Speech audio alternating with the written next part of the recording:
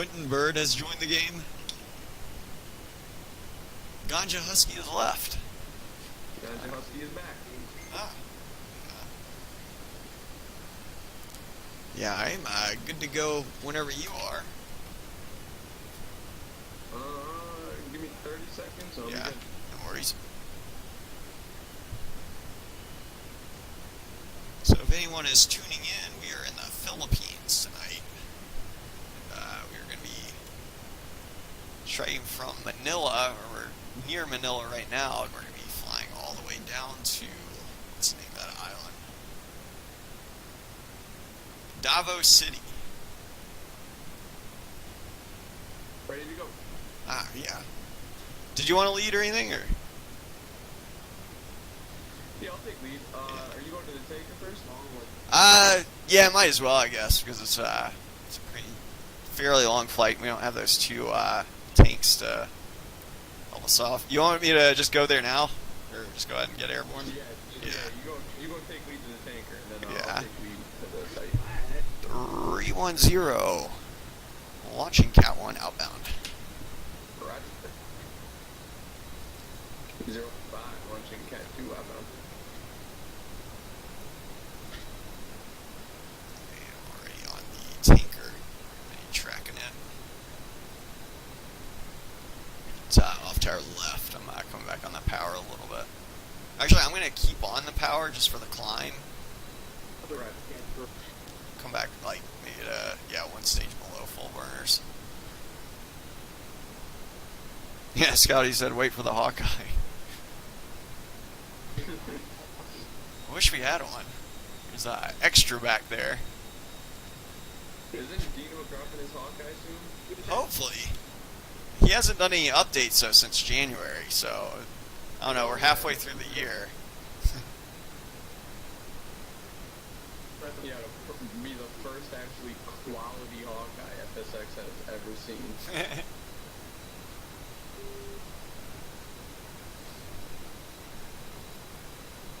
Yeah, that is something FSX really needs. I have a feeling though, just because I don't want to say it, but I'm scared that they're gonna release the C2 and then forget about the Hawkeye. But just because I don't know why, but like for some reason people I guess they don't understand priorities sometimes. Right.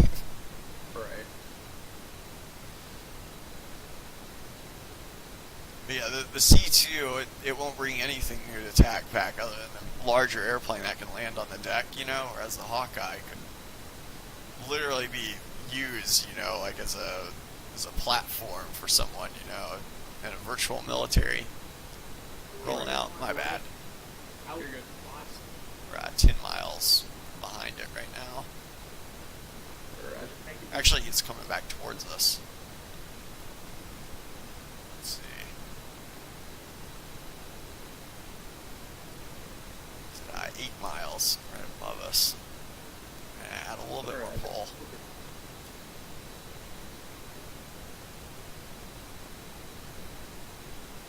Yeah, he's going to pass right over us. We're going to have to continue this turn here in a second.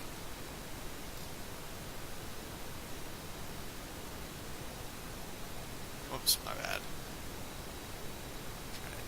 I see him. I got a visual. 2 miles.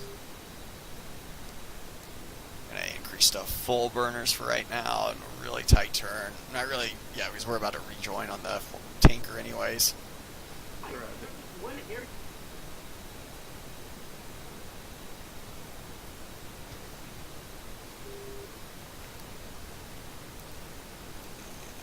Start using a little bit of power.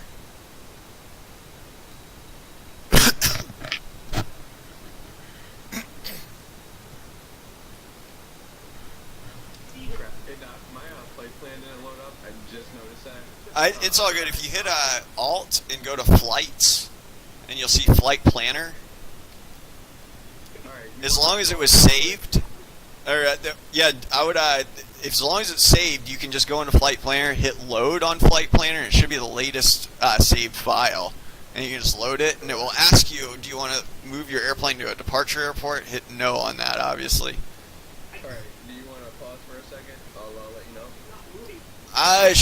Yeah, I guess that could work. I mean, granted, we're going to be in a racetrack pattern, so. All right, then yeah. All right, it'll take me 2 seconds. Yeah.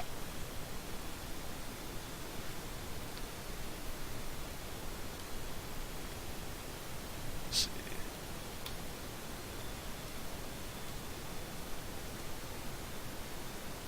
There we go. Yeah. And we're going to be in probably a left turn here in a second, so you'll probably be able to catch us pretty easily in this left turn. We're at it. I'm going to go ahead and start tanking. Oh shoot, I'm a noob and didn't turn off my radar. There we go. Talon 310 switches safe nose cold looking for 4K. There we go, we got the right zoom level set now.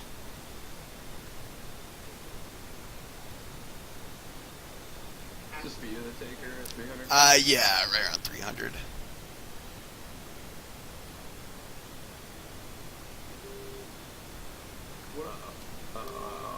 Just break out of it. Just go away from us.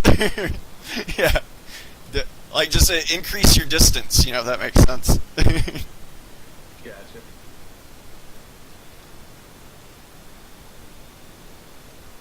Uh, 310 receiving fuel.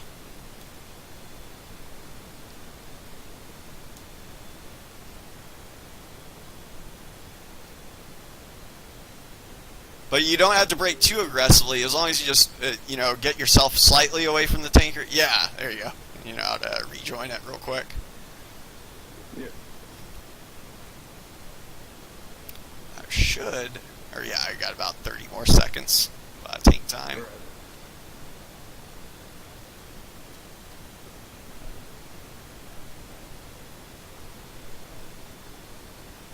it. Just gave a fellow officer cancer. Alright. I know in real life, though, if you roll up on the tanker, and you were to have your nose hot, they're going to tell you about it before you even get to them. Oh, really? Yeah. Well, of course, it would be like, you would see it on your RWR, so you would obviously get the beep, and then Right. I think the correct terminology is Talon 310, your nose is hot, set systems to standby. Now, in real life, do most military planes have an RWR? A lot of them do. I should say, I'm not sure exactly what percentage. All fighter jets are obviously going to have them, or all modern fighter jets are going to have them, Right. or anything that has the potential to get shot at, or like an attack aircraft or something like that. I gotcha. I'm not sure if something like like a King Air, or like the RC-12 that the Army flies would have some. That would be a good question for Justin, because he used to fly those for the Army. What is that? Is that the RC-12? Is that the... It's essentially a King Air with a bunch of electronic equipment on board, so you can okay. listen in on radio stuff. I know he used to complain about, because he said it took him forever to get to like a cruising altitude, because I remember one time I asked him, like, what kind of, like, sidearms do you have to carry or anything? He's like, just a pistol, and I'm like, because he was deploying to Afghanistan, I'm like, shoot, well, you couldn't get I'm topped off, I'm going to go ahead and back out. But, yeah, he was, I was like, yeah, well, what about an M4 or something like that? He's like, I don't even think the airplane could get to cruising altitude if I took M4 with me. Granted, he was being sarcastic, but... Right. But he was like, yeah, there's really no room or anything like that in the aircraft. Like, you would think a King Air is big, but the whole back section is just filled up with equipment. Yeah.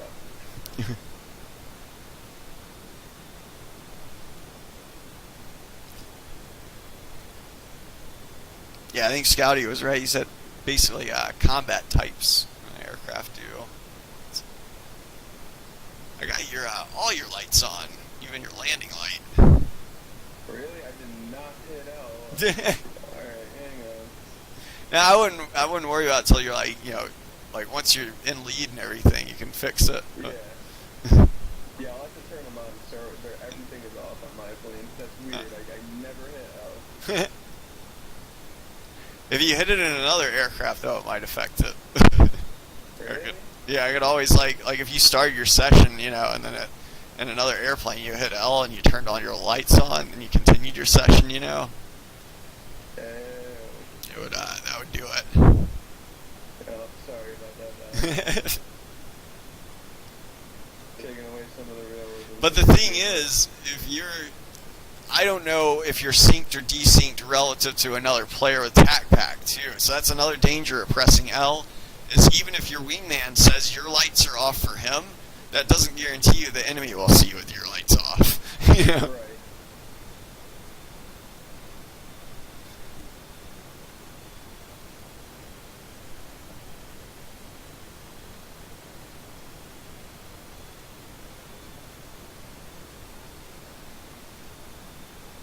He was saying, Scotty was saying the P3 did not have a RWR.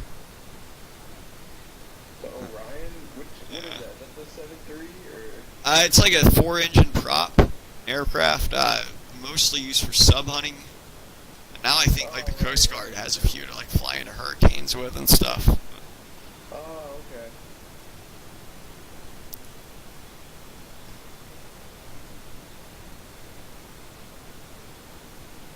Okay, I can talk now. I was just quick. Yeah, how's it going, man?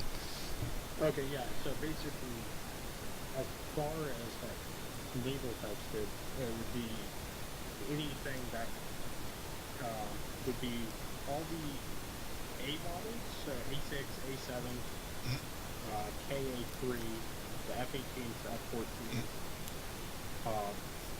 the F4s, all pretty much anything that's going to be doing close in with the naval. Anything that has the potentiality to be shot at with a missile. Actually, I shouldn't say that because I mean someone could shoot a missile at a RC-12 or something or a P-3. But that would suck because they wouldn't get a warning. Yeah, so, but like, on the other hand, stuff like, all the, anything with like E designation, so like the E6s or Mm. ET3s, those things are all relying on, you know, they still have a decent amount of windows on the hull, and they have someone whose job is to be looking out the window for anything that could look off.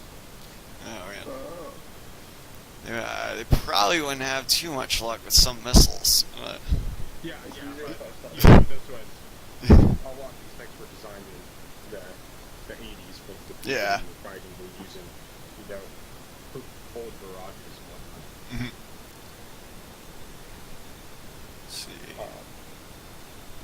I just went a couple waypoint, I'm guessing. Yeah, my bad. Yeah, I didn't- no worries. I didn't want to interrupt Scott. I'm with you in minimum burners. Base burners, yeah. Nice. But yeah, so the P3 is a Lockheed L188 electric. Ah. 4-engine turboprop airliner. Yeah, that's right. It's based on that airliner. Yeah. So actually, like, Dad has a type rating in the electric from the. Oh, nice. That would have been easy, I guess, for a pilot to transition into the civilian world back in the day when more commercial airlines used So that. Actually, I'm trying to think. I think when he was with, I want to say BP-60, which was his reserve squadron, and after, so like 93. Mhm.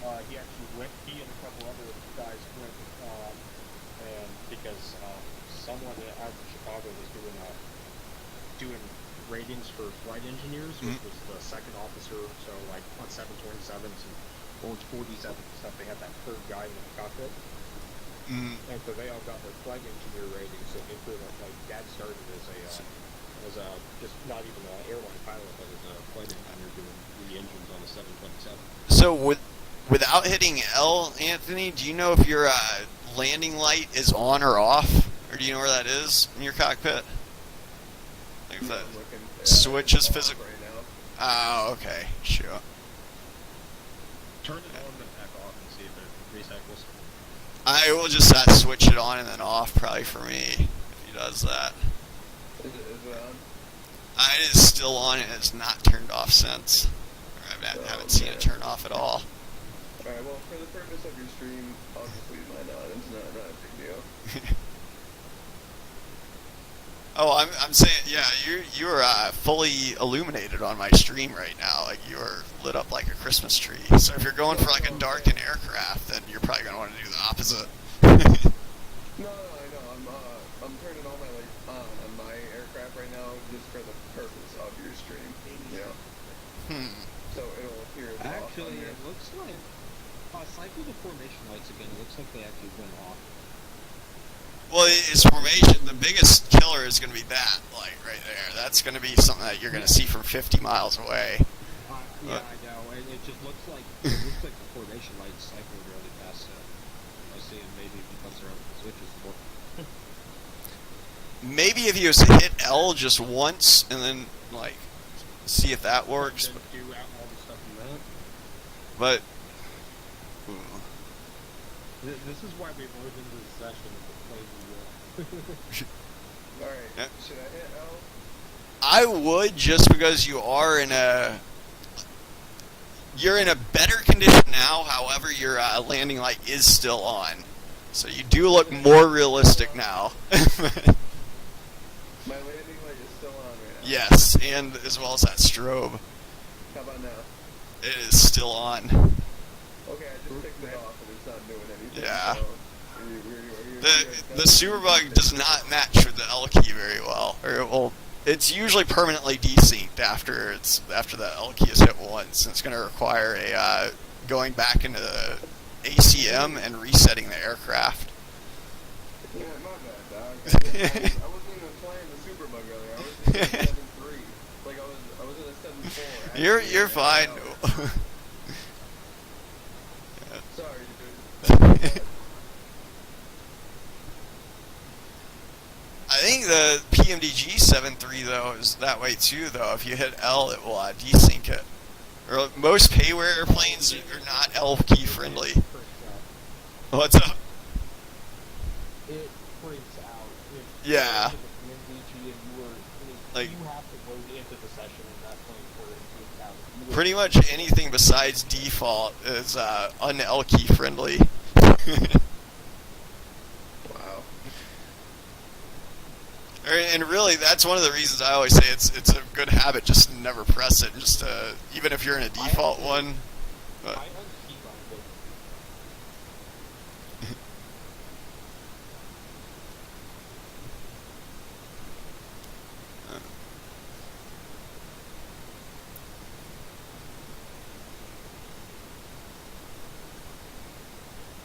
but yeah, I'm pretty sure that one though, that little strobe too, that one, I've never been able to see that go away. I don't think unless the aircraft's reset from the ACM.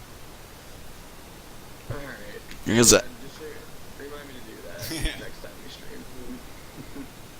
Also, if you ever go into the ACM, you can also put your team so it loads as Team 3 automatically whenever you load.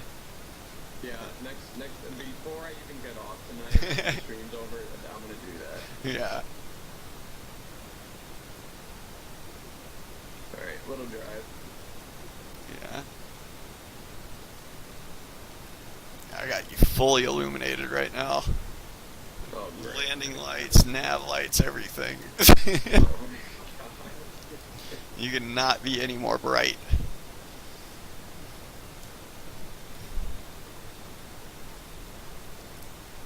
Alright, But really, as long as one of those lights is on, then they might as well all be on. I mean, it doesn't really matter, you know. It's- yeah. as long as that light right there is on, you might as well have labels on. Oh, jeez.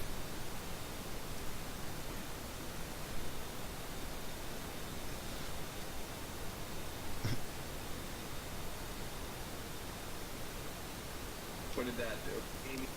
Oh, you are completely off now. You are... holy shit, whatever you just did, don't press any more buttons that pertain to L or lights. Alright. that's You are perfect. fully dark in a fully combat operational aircraft now. Like, you are literally cleared for combat right now with no illumination coming from your aircraft. Absolutely none, including the strobe. Perfect. I hit L again. I turned everything on. You are like Doc G status right now, like of like a cold aircraft, like a just non-emissions. Like you're fully control of your emissions at this point. Perfect. Alright, I'm gonna keep my throttle where it is because or actually, no, I'm not. Hang on. You're fine where it is. I just wanted to adjust it a little bit more. Oh, because yeah. I was saying 16 and a half, and now Ah. I'm saying 20. Yeah. I went a little bit lower, or I don't know. No worries. Yeah, I got you. Minimum burners. What did you do to make that go away? I turned all of my lights on with buttons Uh-huh. after I had hit L the first time, and then I just hit L again to make my own aircraft dark, and now you see me as dark. So Nice, I okay. actually see myself as dark as well. Hell yeah. Yeah, you are fully darkened out right now. Like you're, like if when the sun goes down, nobody's gonna know where you are unless they see you on radar. Perfect.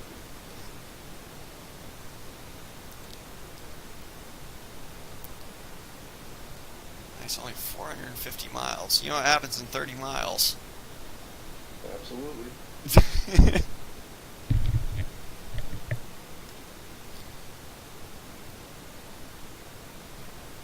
Are you watching the stream, Sky? Yeah, I am. So, and here you guys are real time, but everything can happen in 2 seconds.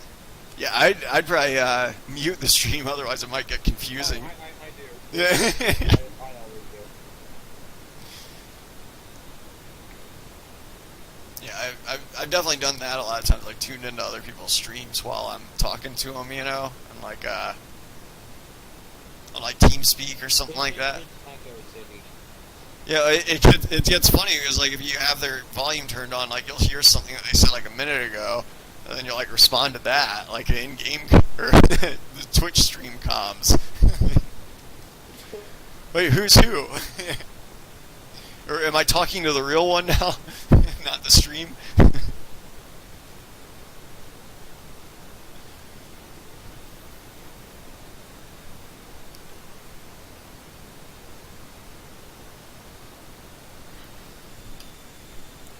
I actually put my arms inboard of the 83s. Although, granted, you got 2,000 pounders today. Yep, that's what I understand. Yeah, I'm slightly lighter than you, by about 1,000 pounds, I guess.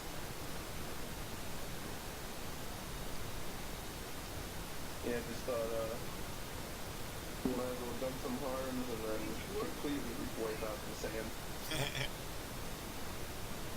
Because just one of these will wipe out the whole site, right? Yeah, one of the 2,000 pounders will. Yeah.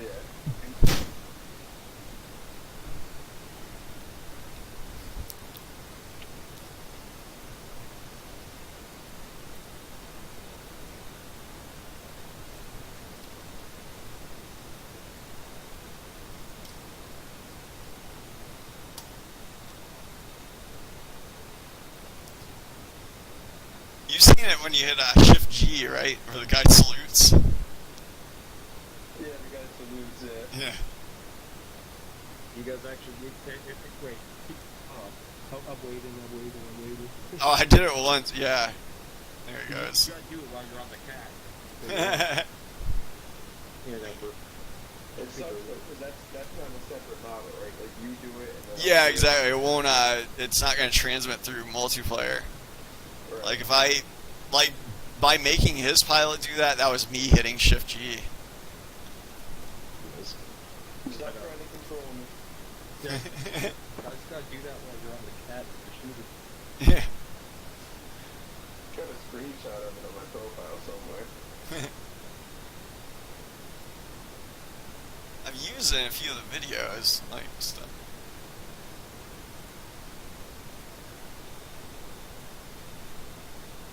Yeah, I wish my computer was good enough to make videos. Shoot.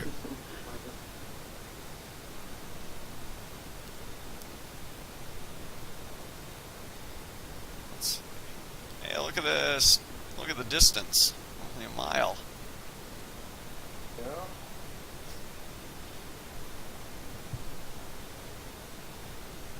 Happy holidays, Doc.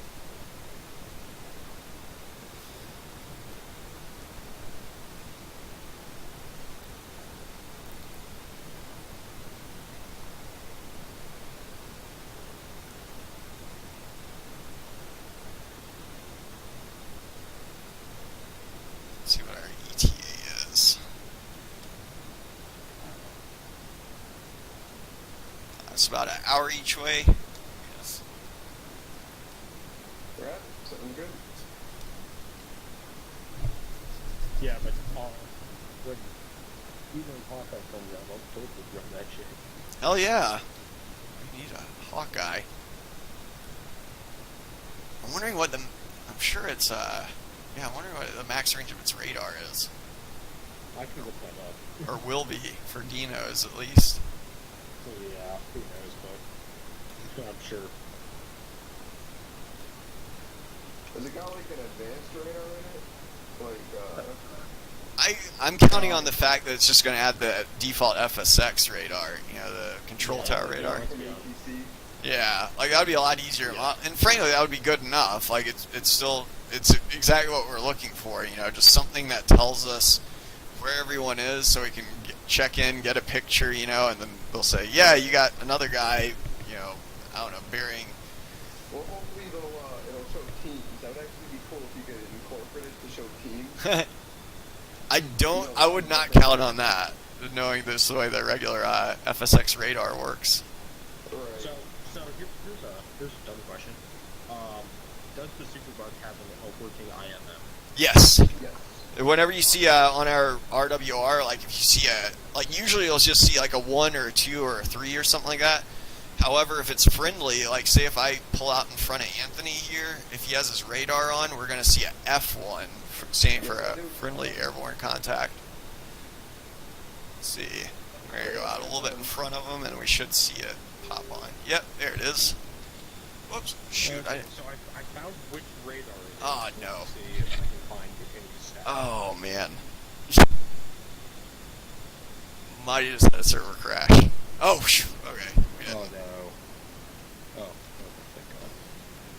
Wait, you Okay. said the crash? Almost. I'm gonna try to minimize the messing around, but I gotta catch back up a little bit. But Right. At 300 indicated? yeah, no worries. Yeah, as long as you're keeping your throttle constant, I'll be able to catch it. Yeah, I haven't touched it. Yeah. Yeah, 0.88 Mach.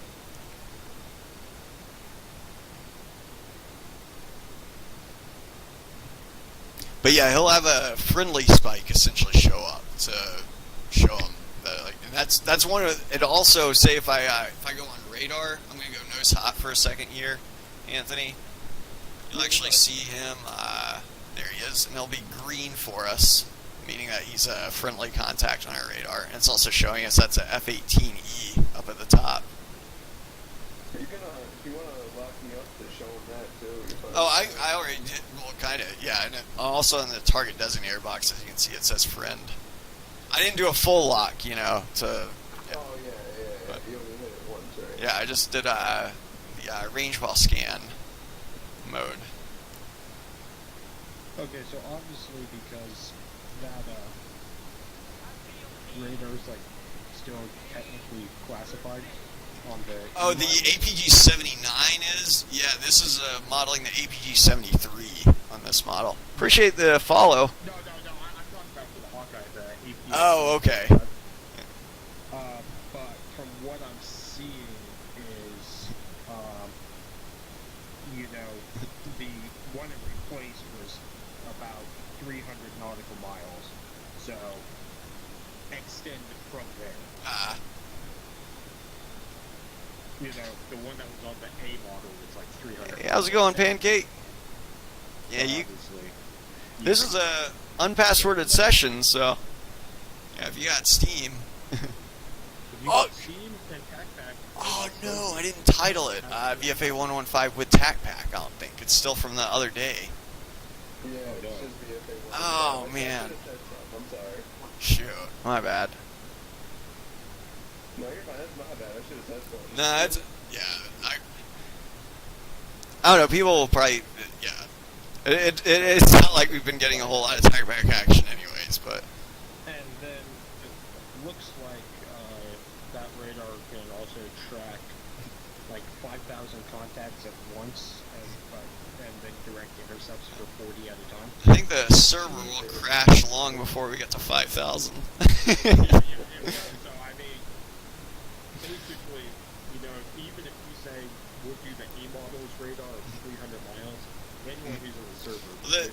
The thing is, it's going to be the FSX default radar. It's not going to actually model anything that has to do with the real Hawkeye, you know? So, Yeah. Unfortunately. As long as it flies nice and can make some good tracks, that's really what I'm looking for. Oh, dude, that's gonna be fun because obviously, you know, being one heavy as far as carrier planes go, Yeah. and two being a turboprop. Oh god, What's it's that? gonna be fun on those cats because it's like I don't know exactly how the cats work in this, but you know, it's gotta be a lot higher power setting than it's probably actually about the same power setting in terms of like tension on the wires and also the amount of energy that throws it off. Because believe it or not, the E3 like it's actually I believe it's lighter weight than a Super Hornet fully loaded, like in a tanker configuration or something like that. But, Wait, what were you guys talking about earlier? The Hawkeye and what else? The E2? So the E2's the Hawkeye. then they got the C2 Greyhound. Carrier onboard delivery aircraft developed off of the Hawkeye. Yeah, Pancake, you can join if you want, man.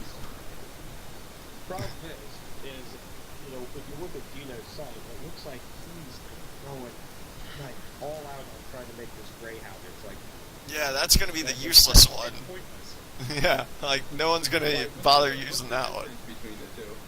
Huh? Well, one can actually do something, the other one can't do anything in FSX. So the E2 came out first, and you know it has a pretty narrow fuselage, and then it has a great on top. The C2 was development off of that to replace the C1 Trader. I just googled them. So the C2 doesn't have the radar. Yeah, C2 is cargo. It's a lot fatter fuselage too. If you look at it compared, wider, yeah.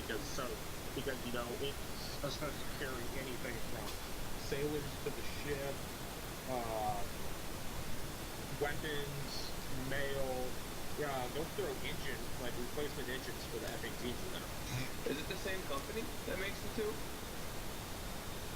Yes. Yeah, it would be. I'm not sure what the company is, but it's. But yeah, they're developed from the same. Like the. Yeah, it's growing because its original. That's right. C2 Foxtrot.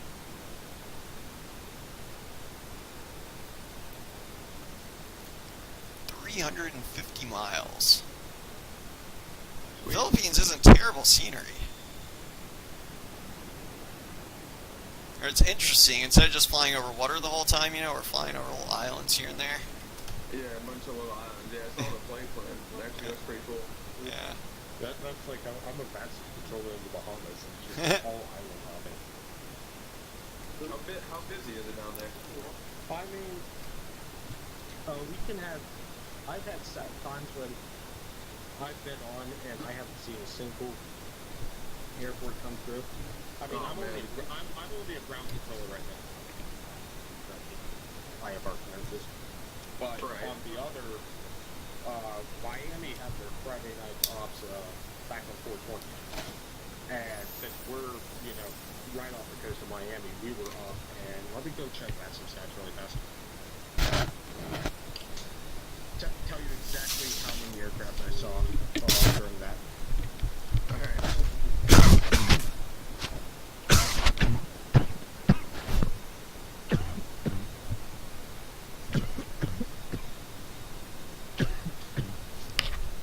Man, those are some good cookies. Okay, in the 2 hours I was supporting a NASA delivery because we only had a ground. I saw 44 aircraft, which means there were 44 people on my frequency at one point. Yeah. I mentioned 10 flight plans, which means there were 82 pin stuff. 12 transponder clerks signed, so I actually gave clearances to 12 people. But had 44 people come through my airspace. Let me pull up. I did a 4-hour ground session like the day before that, so let me see what I did during that. You can go back and look at all the info for it. Ah. Yeah, Hey, check 6. SAT.net. 310 is breaking. Of course. Okay, so See, on, shooting, I don't have any kind of... I don't either, but that is a known to be TACPAC airplane that just spawned in 6 o'clock. He's coming if up he does with anything, it doesn't count. Wouldn't it be a spike gust, though? Not necessarily, you know, if his nose is cold.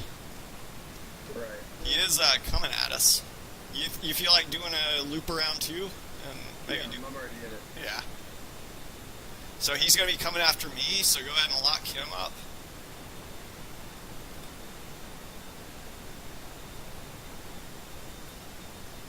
So you got that? Or you got our contrail? We're about to go under contrail, so you're not going to have too much of a visual for too long.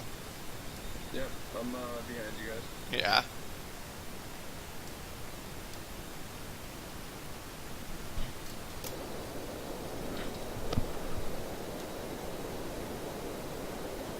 So he has lost his contrail, so you're going to have to start diving on him or something. Yeah, I'm looking at him. Well, I might have to go see something in the cameras.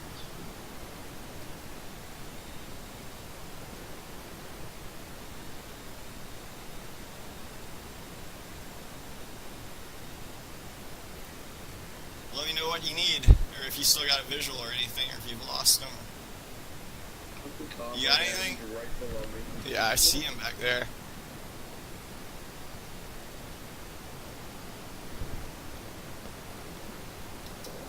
I'll take an aim 9 shot here in a sec. I'm gonna go nose hot. Roger. And IR cool override is on. 310 Fox 2. Yeah, I see it. Oh, right behind you. Roger. You using the Limas right now? Mike's. 310, that's a hit. Yeah. Yeah, he does not have TAC pack. That would have killed him. That's pancake. Haha. I'm nose cold, reclimbing now, getting my energy back. Roger, reclimb.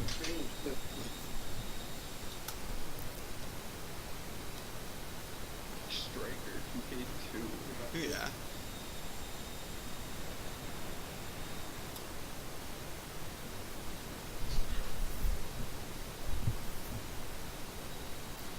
Yeah, on the brakes, you're probably going to want to, like, if I brake to the left, or I'll be left-esh, you know, I'll brake to the left, you're probably going to want to go around to the right, you know, and then it's pretty reliable that most people will be going after me, just because I'm the host, you know, and I'm the one they spawned in after and everything. And Right.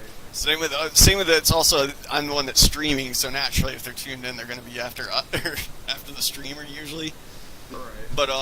But yeah, usually if you go right, you'll get a much better angle for a shot, you know, because he's going to be on my 6, you know, so I'll lead him right into you, essentially. Oh, okay. Or that's the plan, is that essentially it's kind of like, looks like a big heart in the air, except you're going to go into a lag pursuit on him, or put you in a good firing position. Alright, I'm climbing through Angels 20 right now. Yeah, I'm state 16.1 now. 19.4. Yeah.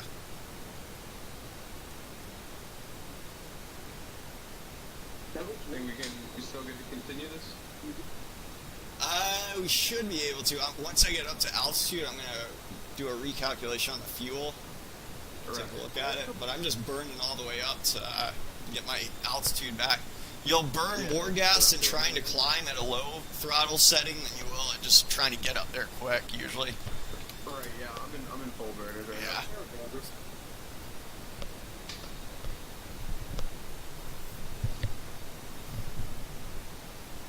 Oh, shoot, I think it was Pancake. Okay, my bad. I'm just catching back up on chat. Yeah, okay, you said he just has a F-35. It doesn't have TAC pack. Yeah, like I said, it's accurate. I'm talking to you after you can stream. As soon as I saw, not sure if my aircraft can keep up. I was like, that's fantastic. He's about to get out. Shoot. I'm going barrow hold. I'm at Angels 36.5. I'm going to go to a couple waypoint.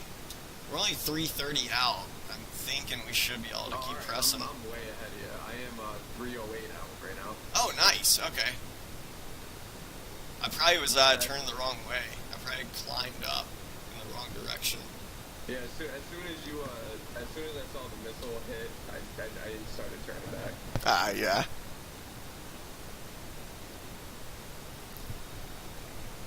Oh, he's got us his Lear jets. Yeah. Oh, yeah. Yeah, that's what it default substitutes as.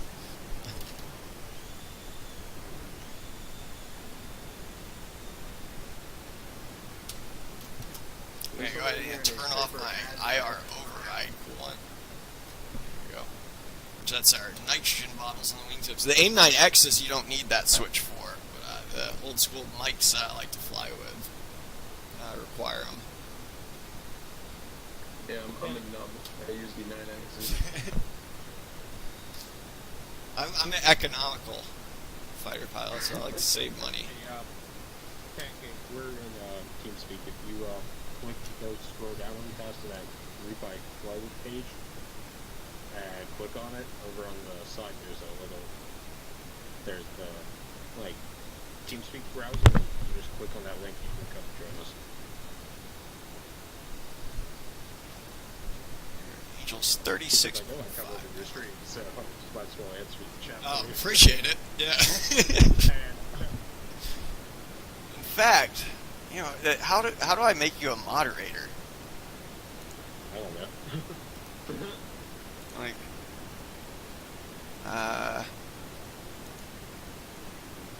shoot, I'm totally lost on a lot of this. Like that. What's You up? have to, like, right click on my name and chat.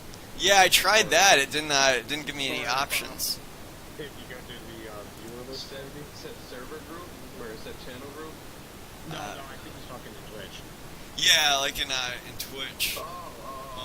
Do exclamation point mod and then maybe, I don't know. Mod. Let's see if that does anything. That didn't give me any options. Darn. Sorry, Pancake, if you're like reading this stuff. Yeah, like I'm not like. Yeah, hopefully he has his audio on so he doesn't think I'm going crazy and just start typing random stuff in the chat. Yeah, hold on, let me... Oh, okay, he just told us. Appreciate it, Pancake. Oh, see, and I'm looking through the Twitch help section.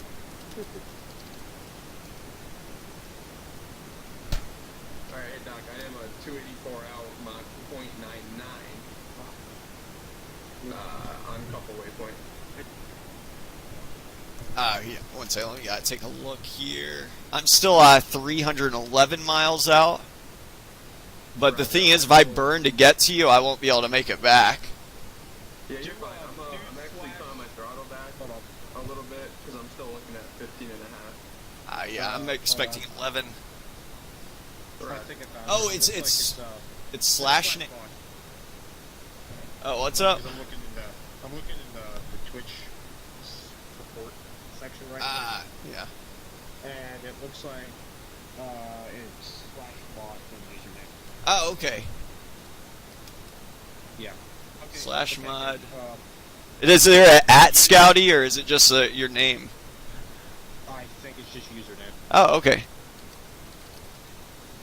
Okay, so Pancake, you see... Aha! The, It worked. You see right under... Okay, hold on. No, it worked. You're a mod now, Scotty. Okay, well, it might take a few seconds to recycle on my screen.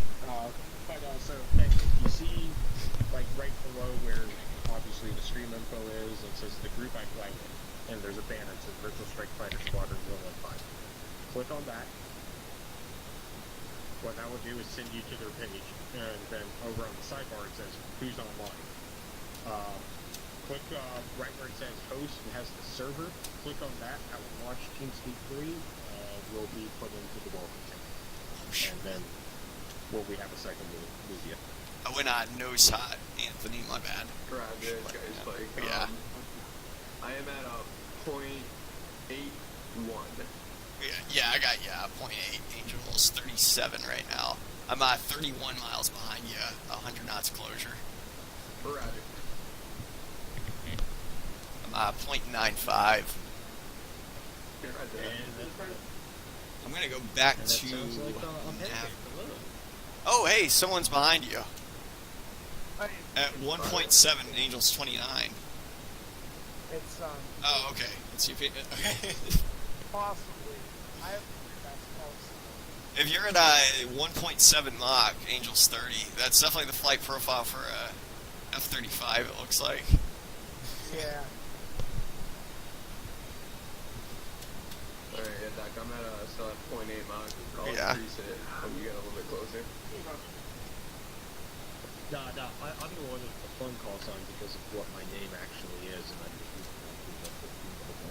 I'm actually going to do the unthinkable and jettison $30,000 worth of tank. Oh, man. Because you gotta be fuel Oh, I efficient. just passed you, boys. Sorry.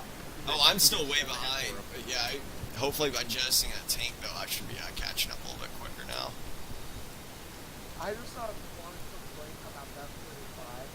The only reason I don't like it is it's like literally I started in the session not too long ago, maxed out fuel. I am left on my for our last tanks out of let's see, 1, 2, 3, 4, 5, 6, 7, 8, 9, 10, 12 tanks, and I'm already on my last fuel. Yeah, I'm not sure. Let's fish are running at like 1.7. Yeah, the jets will. Now, granted, this altitude though, it should be a little bit more fuel efficient. But yeah, the burners, full burners, will a lot of times. Oh yeah, full bird was like you like fuel? Like Let's see, we're if I can really starting to get reduce like my those power.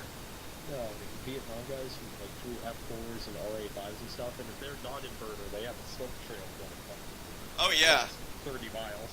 freaking Phantom was a dirty bird. Oh, dude, that JP4 was just like, hey, here I am. Wait 1 second. What place are you guys in? Oh, what's that? They're in Super Hornets. So stalker mod. The VRS F-18. Yeah, that's with the tack pack. If you're gonna get the Super Bug, you got to get the tack pack with it. But, I mean, you don't actually have to, but like that's an unthinkable world to me. Which, if you want a link for that, it's right here. I appreciate it, man. Scotty's helping out. That plane you were flying, Pancake, the F-35, F-35. that is actually compatible with the tac pack. Yeah, I know, but I don't need the backpack. I think, how much are they buying together? I think it's like 60 in total, but the tack pack by itself, I think it's like 40, isn't it? Alright, 80 if you buy them together. Yeah, Oh. the tac pack is 30, the bug is 50. Ah, Okay. What he said. They need to come out with their Rhino soon. oh yeah. Fucking, F1. I'm not as excited as I used to be for that one though. Just because of the fact like if it's not gonna be shareable, you know, like that was Oh, I got it. that was one of my biggest things. Was like I wanted to retire from being a naval aviator, a virtual naval aviator, and just become a whizzo in the back. Oh god, Uh. you know what NFL stands for? KNFL? No, NFO. Oh, Naval Flight Officer. Yeah, the backseater Yeah, guy. you know what the pilot is called? Walking cargo No. or self-loading future cargo. outside. What's up? No future outside. Wait, one more time. My bad. No future outside. Oh. Well, if you're already coming from a flying position, you know, then you would still have hours and everything, so it wouldn't be like the. Yeah, well, it's the people it's the guys who never got their wings in the first place, Yeah. and that's why they're business. I know. Granted, I used to fly with Wake though in Fleet, and he was a Wizzo in a Super Hornet, but he was but granted he also had his private pilot's license or anything, and had quite a bit of hours and whatnot, you know, but yeah, and for the U.S. Navy at the time, he was a Wizzo, you know, in the back seat. But he was very knowledgeable. It was really fun flying with him, you know, because he would tell you all about the maneuvers that they would use sometimes, you know, to dodge missiles or, you know, like some of the correct call-outs and everything, you know. He certainly knew a lot more than me, a damn Navy corpsman, you know, who's never flown in. Okay, so I just have a singular question.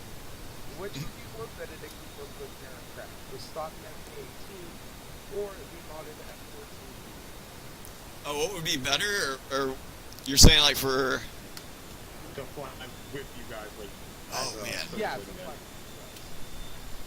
fine. I would say probably the default Hornet just because it's going to be more fuel efficient. And we are, because we're traversing over 1,000 miles. Granted, though, if you're going in like halfway, though, yeah, it won't really matter. But yeah, it's tough to say. Yeah, because without the TAC pack, the F-14 won't have the fuel tank ability, will it?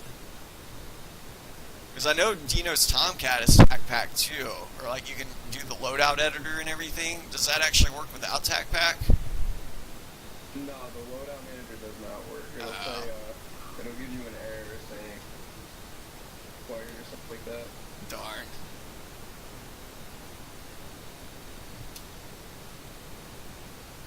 I'm still tracking you, Anthony. I'm 20 miles behind you now. About 50 knots closure. Roger, I'm at a .84 or point. What was I say? .89. Yeah. I'm What do you guys' call signs again? Doc here. And technically Anthony's Venom, I guess. Venom, yeah. Yeah, it's yeah, for that, because that's like a newer one. We never used it a whole lot, so it didn't stick as much, I guess. But Yeah, no. I mean, he's Doc because he's always been Doc. So he actually had. I was given that by my Marines. You know, it's a title you get to earn with them. Before you're a Doc, you're a Navy Corpsman. Then you got to earn the title Doc. That's just when you're that bitch who gets the motion. Oh, guys, I'm joining up on you. That's what HM stands for. The rate in the Navy. Here's a Motrin. That was a joke always, because that's what the rate for HM was. Or Corpsman. Try changing your socks. Yeah, clean, fresh pair of socks, change, and take some Motrin. Motrin and water, even though technically that's not even good advice. Motrin in a sandwich is better. Yeah, exactly. You're supposed to have it with food or milk or something like that. Yeah, because it doesn't let your stomach Yeah. So, last year, so the camp I was at was hosting the Boy Scout Jamboree. Uh-huh. And because we have so many people who have the West Virginia National Guard run medical for us because it's good training for all their combat medics. Uh-huh. And I just fucked up my leg really bad. I just walked over. I'm like, hey, can I get this, this, and this? And they were looking at me and they're like, yeah, sure. Give it to me. I'm just cleaning myself off so they could, like, deal with actual injuries. Like, just, like, take, like... What'd they give you? My leg. Oh, I just cheese grated my leg, so I was just doing some iodine pads. Oh, darn. Yeah, I thought they would have... Yeah, you know... Like, Should have come and saw Doc G. You would have gotten some morphine, some all sorts of good stuff. No, I'm just joking. I'm joking with them, and they're like, "Are you sure you don't need the stickers?" I'm like, "Yeah, you guys have like actual injuries to worry about." No, believe it or not, morphine, like when you're actually like the only time I carried morphine is when you're actually on deployment. It's almost like carrying a live missile or something like that. Like that's the way the military controls that stuff. Yeah, because it's like it's a narcotic, you know. So it's. I mean, let's be honest. Yeah, like they. How fast you guys going? I'm pushing .95 Mach right now. I'm lead. I'm holding at .9 Mach, about 300 indicated. I might have to go get like the Carabiners King Air 90, just so I can have a T-44 in the sim. That thing is nice, the Carenado C90 by Carenado. Yeah, because that's what the T-44 is, C-90. Nice. Yeah, Which it's a is, really nice plane. I have it. I would have to Google that to know what it is. I think T-44. Is that like the old World War II? Like it looks almost like an Avenger dive bomber or something. No, that's the T-28 Trojan. Ah, okay. Here, let me Google it real quick. So the T-44 is a King Air, but it's basically for like people who are going on to fly the P-3 or the Oh, P-2 okay. and that stuff. That's their version of the Dodge. Ah, That's the advanced trainer for multi-engine. ah. Yeah, the Navy. I remember like for morphine, like if you administer it, you would have to like take the auto injector back to the battalion aid station in order to get another one. You know, like you can't. It can't just be like an honor system. Like, oh yeah, I just gave it out. Yeah, Yeah, so but it's funny. Like they'll give you grenades and automatic rifles and all sorts of cool toys. But morphine, oh my god, no. We need all sorts of checks on that. well, you probably got some gun and shoot them up in the back. Oh man. It's probably controlled better than the missiles are. No, I actually get this though. I could have gotten away with it. I could have gotten 5 free auto injectors from the Navy on my last deployment.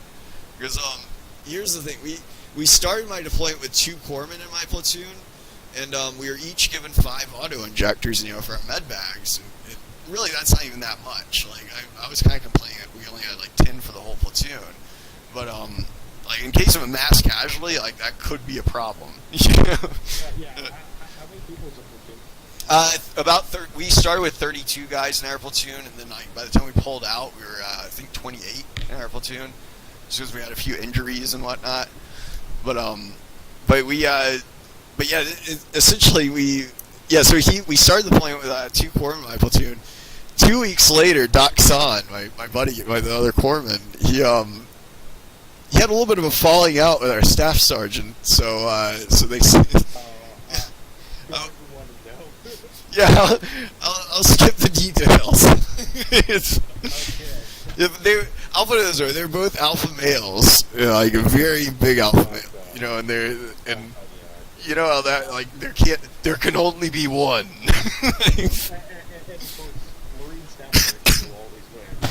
Yeah, well, so he got sent back to the BAS, and then suddenly I was the only corpsman, you know, in a 32-man platoon doing every patrol. You know, essentially I was the only guy there, you know, I was the only medical personnel probably within, like 50 miles. So, but anyways, when that happened, I'll cut to the end. You know, end of deployment comes around, and once we get back to Al Qaim, it was Al Assad, this huge air base in the middle of Iraq. That's when Doc Kerfman, like he's a corpsman that's above me, he comes around. He's asking for all the auto injectors from all the line corpsmen, or the guys that were with platoons, you know.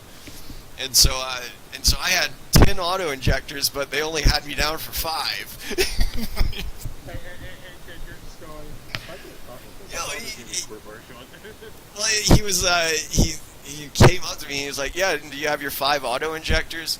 And then like I thought for a second, and then I just go like, you know, my integrity got the best of me. And I go like, "No, I got 10." And then I'm not, in hindsight, maybe he was trying to give me a second chance or something, because he goes like, "Oh, really? Because I only have you down for 5. And then that's when I opened up my med bag and I took out all 10. And I'm like, "No, here they are, all 10 of them." You know? He's like, what the Oh man. But yeah, and the thing is, like, had I gotten them, you know, I'm not like a heroin user or something that's gonna shoot up or anything. It would have just been like a cool thing to have, like a souvenir for your med bag kind of thing, you know. But I had no intentions of like using them on myself or anything. And frankly, on casualties I've used them on, it's overrated in my opinion. Like they say like, "Oh yeah, it feels like maybe drink a beer or 2." Like and that's after like 2 or 3 auto injectors. Like IV too. Like because you can do them in the lateral portion of the thigh, obviously, but I didn't like doing that. I would like to do an actual bag, you know, of IV fluid, and then get like so that the medication works a lot better usually if you can put it intravenously. You know, it's versus intermuscular. I've only had to use non-injector points. And that was. Do you put it in the lateral portion of your thigh? I'm guessing that's where most of them go. I had a stick, basically stuck like right next to my buddy's crotch, basically. It's supposed to go on the outside of the thigh. If his doctor said like inside. Huh. Yeah, that's. But so that's what he told all of the because Yeah. we were about halfway through our summer at camp, and turns out there's one particular species of wasp in the middle of West Virginia. Oh, so that was probably epinephrine you gave him. Yeah, it was an epinephrine auto-injector. Yeah. Inside of the leg. Yeah, that is, you probably saved his life. Oh yeah, definitely. Because we didn't even know he was lynching until like one day, and luckily we all had our like brick top radios, Yeah. and he was like, "Hey, Yeah, if you're ever in question with something like that, just put on the record, like, don't get too carried away with, like, am I in the exact right place to stab him, you know, because it's an intermuscular I'm just like, that's a big chunk. That's a big chunk of like body meat. Yeah, exactly. Like, the most important thing is just getting the medication in him, you know, versus waste. Cool. Yeah. No, he actually, though, the doctor, with that being said, though, that he might be, that's probably actually better that you did use the interior of the thigh, just because that is where the femoral artery runs, and so you're going to have more it's going to be, you're going to have more blood mixing with the medication quicker, you know, which is, Yeah, it's gonna go through the. which that would be something of concern if it was a wasp or something, and his airway was shutting off. Oh yeah, yeah. It's like, Is that, it turns out there's this one like super rare species of wasp that lives out there, and he's allergic to it. man, like we didn't even know at the beginning, so we just got stung once, and it's like, oh. every time I did my immunizations and stuff like that, I would always just stab myself in the butt, usually, because it was the least painful. Yeah, that really did not like. I think I've told you this now. I've done. I went through a emergency medical responder certification course. I actually need to research, but like I was planning on trying to be an HM. Because they're like, yeah, you're like not medically approved for Despite students. saying 12 o'clock. Oh, yeah, I have not gotten it yet. But so like, Wait, so are you still thinking about it, you said, or? oh no, I'm not medically cleared. I'm ineligible. Oh, what? Or shoot, yeah, I don't want to ask you on live stream or anything. I'm not. I'll just say it doesn't really matter. It's a lot of antipsychotic meds. Like, you know, it's just because I need them. They- It's not pretty optimal. They have a waiver for everything in the military. Keep in mind. Yeah, of course, there was also like cutback time and they're not waiving that during cutbacks. What they would waive me for is if, since I have a 97 SWAG, if I want to go be a nuclear machines made. Yeah, the nuke techs, you gotta. I remember, I think like the cutoff point for them on the ASVAB was like 95 or something like that. Yeah, 95, so no one qualifies. Yeah. And they're like, "No, no, I, if you want to be a dude." Granted, I forget exactly what my score was. I know it was good enough to be a corpsman, but then again, I remember I never really tried on the ASVAB because I took it in high school to get out of a class, and like I wasn't. And at the time I took it, I was planning on going officer anyways, you know, like because I was planning on going to Auburn and trying to be a naval aviator and everything. Spike Sam, 12 o'clock here.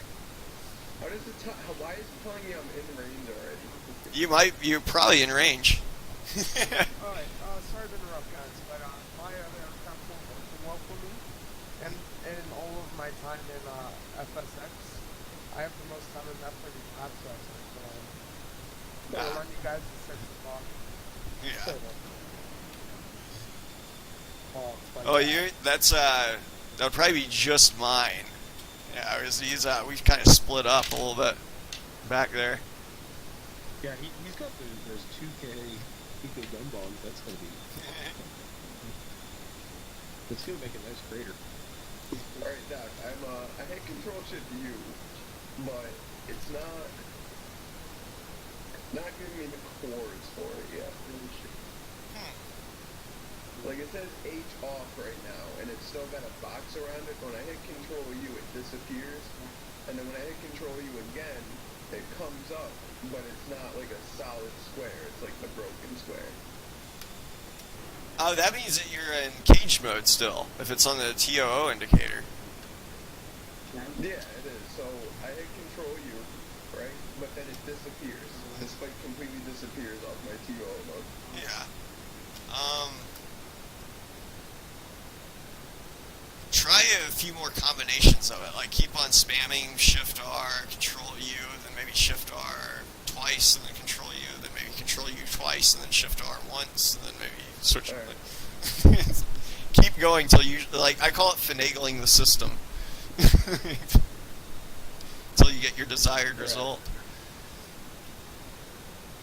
I mean, it says I'm in range, so I just... If you're in range, yeah, then you're in range. Alright, 305 Magnum. I got H off right now. I'm making my turn. Anything you guys want me to do? Oh, what's up?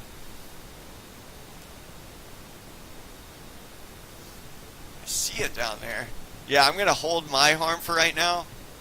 If you want, though, Anthony, you could probably take like a turn off to the, like 90 degrees left or right, and then wait for me to make my entry, with the fresh harms, if you got any more, or if you're, Yeah, I still got one more. I'm Yeah. just putting in the chords right now for this one. Give me 1 sec. yeah.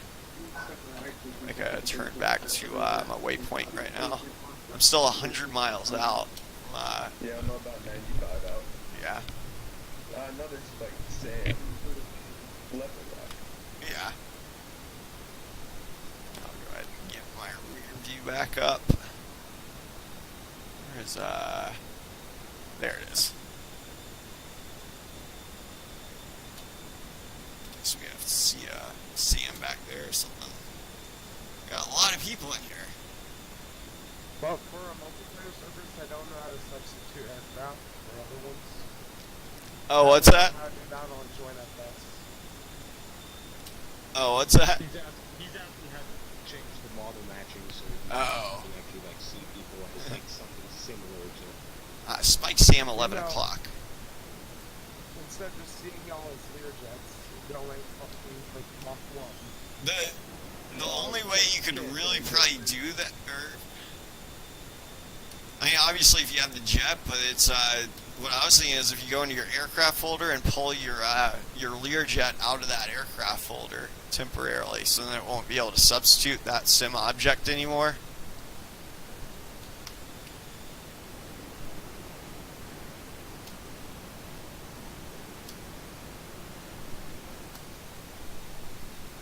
I'm still inbound. Alright, clearing the coordinates for the second Sam.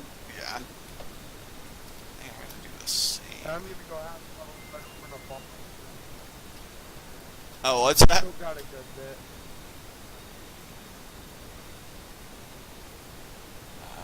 UFC. Yeah, I'm gonna get the coordinates for the second CM2. Do you see that 007 for its first coordinates? Yeah, 007, yeah. Let's see. Alright, got him both cleared. Yeah. Lost the spike from the first one, so I believe my harm did in fact hit. Nice. 1, 2, shoot. What am I doing? Engage the Spencer. Coming left. Yeah.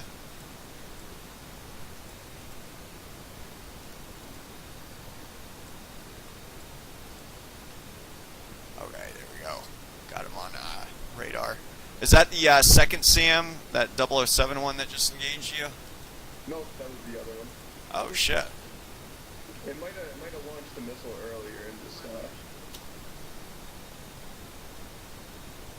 it was kind of just floating. It shouldn't touch me though. I'm still at 35, so Yeah.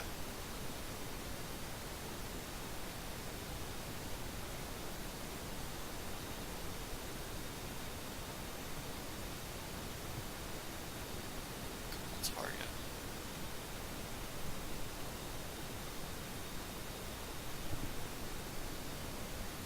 Are you playing players? yep.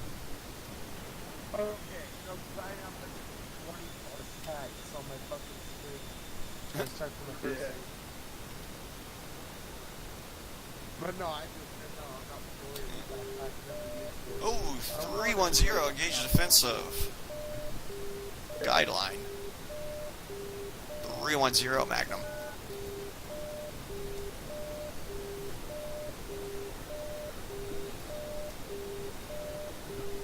310 is off to the west. Sure, Roger. I am off to the east right now, actually. Yeah. Actually, about northeast, I should say. I fired that one in self-protect mode, so it should definitely get there. Lost the lock.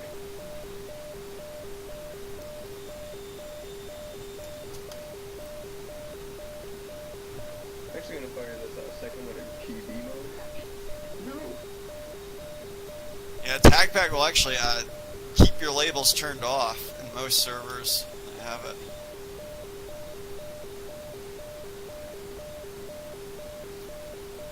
Zag this missile back in the other direction. I don't see it in the rear view yet. Right, I lost my missile lock. Yeah. Don't see it yet. So you know what? I will actually fire the second one in TO mode. I am 60 miles out. Roger, I'm still dodging this guideline. Roger, guys, like. There we go. 310 is safe. Is that what I said? If I'm, Oh, I think there's multiple options of what you can say there. But that's what I've usually said, though. Figure it sums up the situation. Right.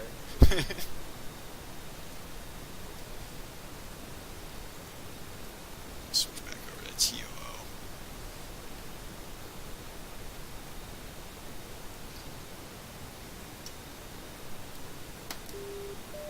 Oh shit. Yeah, I'm actually firing this one in PV mode. So. 310. Magnum. Right. We tossing the Magnum up and just into the air. 310 is engaged offensive. 49 Guideline. miles out. How far are you? I would certainly switch back over. I'm at 66 miles out. I got a home fuel master caution. Roger. Yeah, I'll get myself up to ASAP here.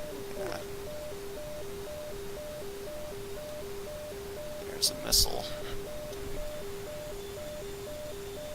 I still got 2 Mark 83s. Damn, there's 2 missiles that just fired at me. Really? I haven't gotten a single lock yet. Yeah. Well, other than earlier, but I'm actually not grabbing the spike from either Sam anymore. Yes, I am. I lied. I fired.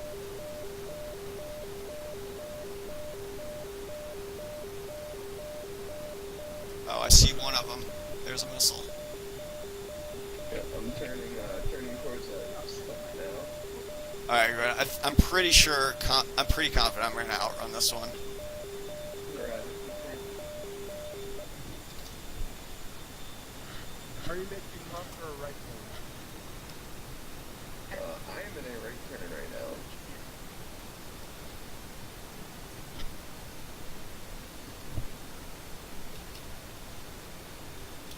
Let's see. 305 Magnum.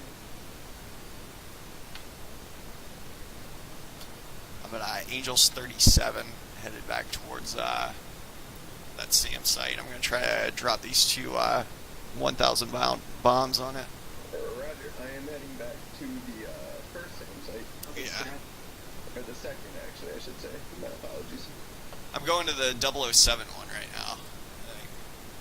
Yeah, that's the one I'm going to. Yeah, that's the one I'm heading for. Do you have coordinates for the first one by chance? Or? Yes, I do.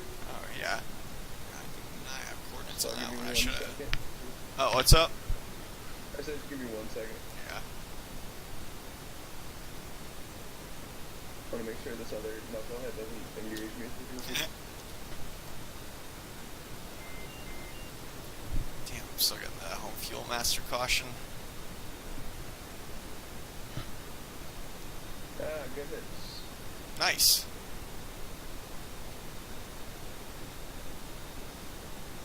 Yeah, these are pretty spread out, I figured today. Yeah, I think, yeah, they definitely are. Alright, my heading is going to be about 155 heading for this, other Sam here. Yeah. How many sites do you guys have?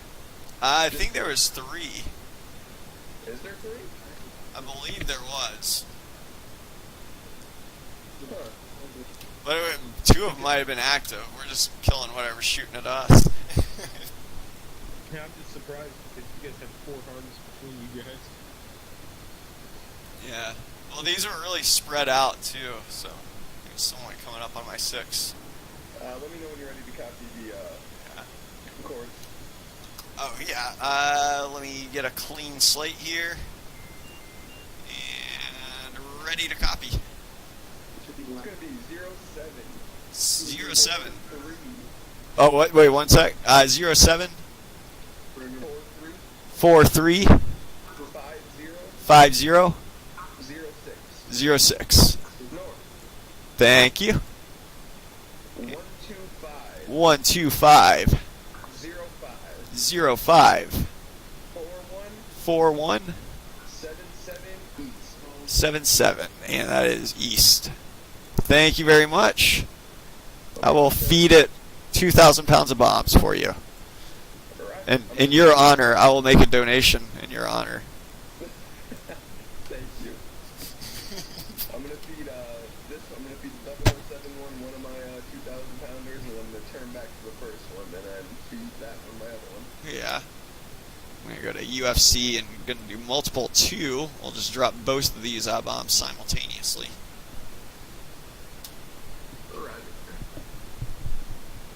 Oh, that would be a great addition to TAC Pack in a future revision. What? To be able to like grease and like stupid shit onto the side of your bombs. You're saying, yeah, like we actually do that though. We used to do that. Believe it or not, you can like all these textures. A lot of this stuff is custom, you know, like the way we got our names on the jets and everything. But you can do the same with your ordnance on like each jet. Like if you can write whatever you want on a bomb, I guess, like on the Mark 83 textures or something. It might not look as good, you know, like if you know, like 305 on the way. yeah, Hey, guys. 60 seconds out. My aircraft engineer that I found out. So I'm gonna put some late and I have a school play tomorrow, so later. Later, man. Alright, man. See you later. Good flying with you. Later. You too. If you guys have them or are able to, you maybe want to get in some F-35s. In the near future, probably, but some other time, and just go do some carrier options and stuff. If we like, granted, we have the F-35, but then again, when we do it with TAC Pack, the carrier will be like it's moving and whatnot usually. So it's not like the TAC Pack carrier ops are a little bit different usually, or they're usually not compatible with vanilla FSX. Oh, then. Yeah. But I mean, granted, we have the F-35 and whatnot, but we usually on Sundays. Whoa! Okay, there we go. No, my other bomb didn't pickle. The hell? Oh gosh. Oh Yeah, man. let's try this out later. Later, man. Alright, man. See you later. Hey, Doc, I'm 42 miles out from this first Sam, or I hit the other one. I'm turning back now. Yeah. I'm gonna get a strike here. It looks like I held the darn button, but one of them stayed on my wing. This does look like a good hit, though. My one bomb that I dropped. So you just got a live weapon in your Yeah. Well, no, it didn't. It's not gonna be alive unless it dropped. But that's a good hit, though. That is just. You know what? I think. How much gas do I got? So let's see here. I'm gonna put in waypoint 0 right now and start turning back towards it. Roger. I'm gonna drop this one last bomb and then I'll be heading back. Yeah. Yeah, I got one more myself. Actually, you know what? Where's waypoint 2?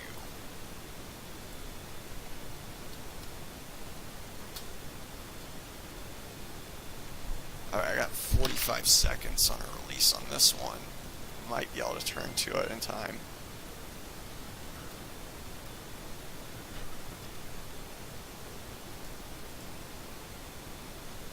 Roger, Sam has been acquired. I am 30 miles out. I'm not gonna drop this one until about 10 or Roger. 11 miles out. I'm at 20 seconds from release on this other SAM site. Roger. 10 seconds.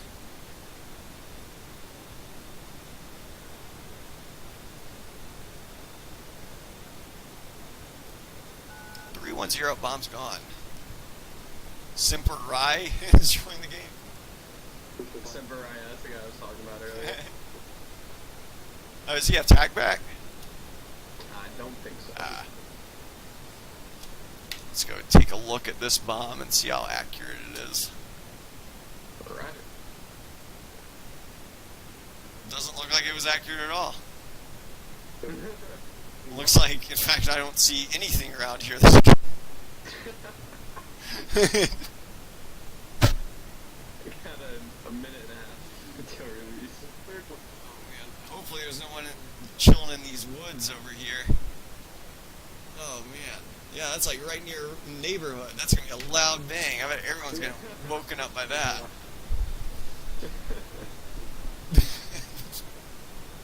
It didn't hit any like houses directly, right? Like, but it might have shattered some windows or something. You just killed a cat, Doc.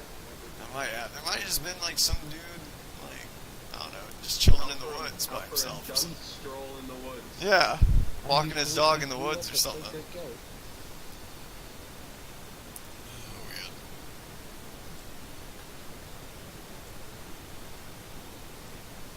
Yeah, that would, man, I feel bad now.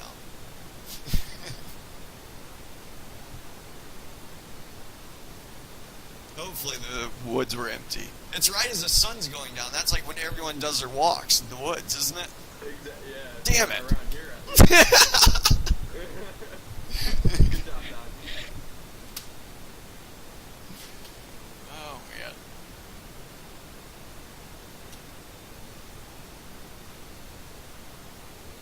Slowly turn it back to the north. How far out are you from waypoint 0? Not sure yet. I'm about to pickle this bomb. Oh, yeah. 3 seconds. Gotcha. 305, bomb away. Here.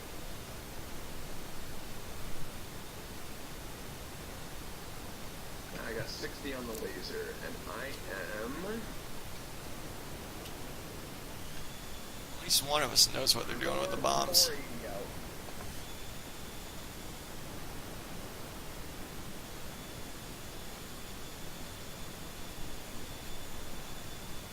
Looks like my bomb is heading right for that smokestack.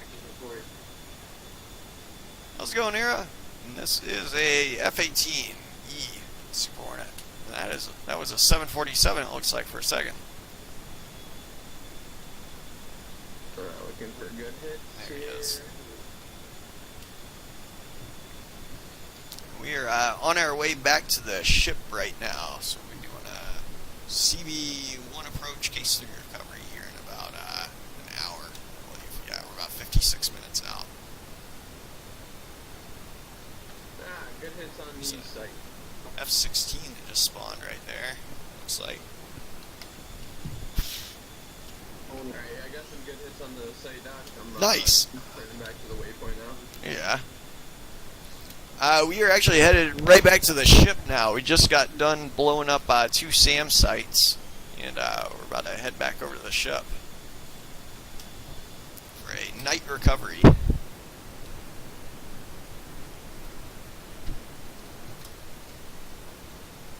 My bad. I know I just said that. Yeah, but he might have been switched or something like that, or he might not have heard it. No, you're good. I am 468 out. How far are you? I am 462 out at Angels 37 right now. So we should be almost parallel, I'm guessing. I've seen your contrail. I'm at 33 right now. We'll climb up a little bit. Well, if you come up, you'll actually be harder. It'll be harder to spot me, probably. Just because you, at level, you know, these contrails are like flat, so they don't show up quite as well. So. Right.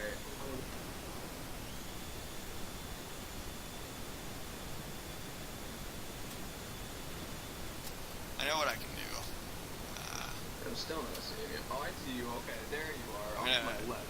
Your contrail is like blending into my sun. Yeah, I just went lights on too, or strobe on too. You can see that.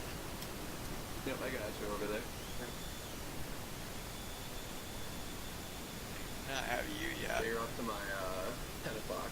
I should be off to your about 5 or 5 o'clock. I'm looking.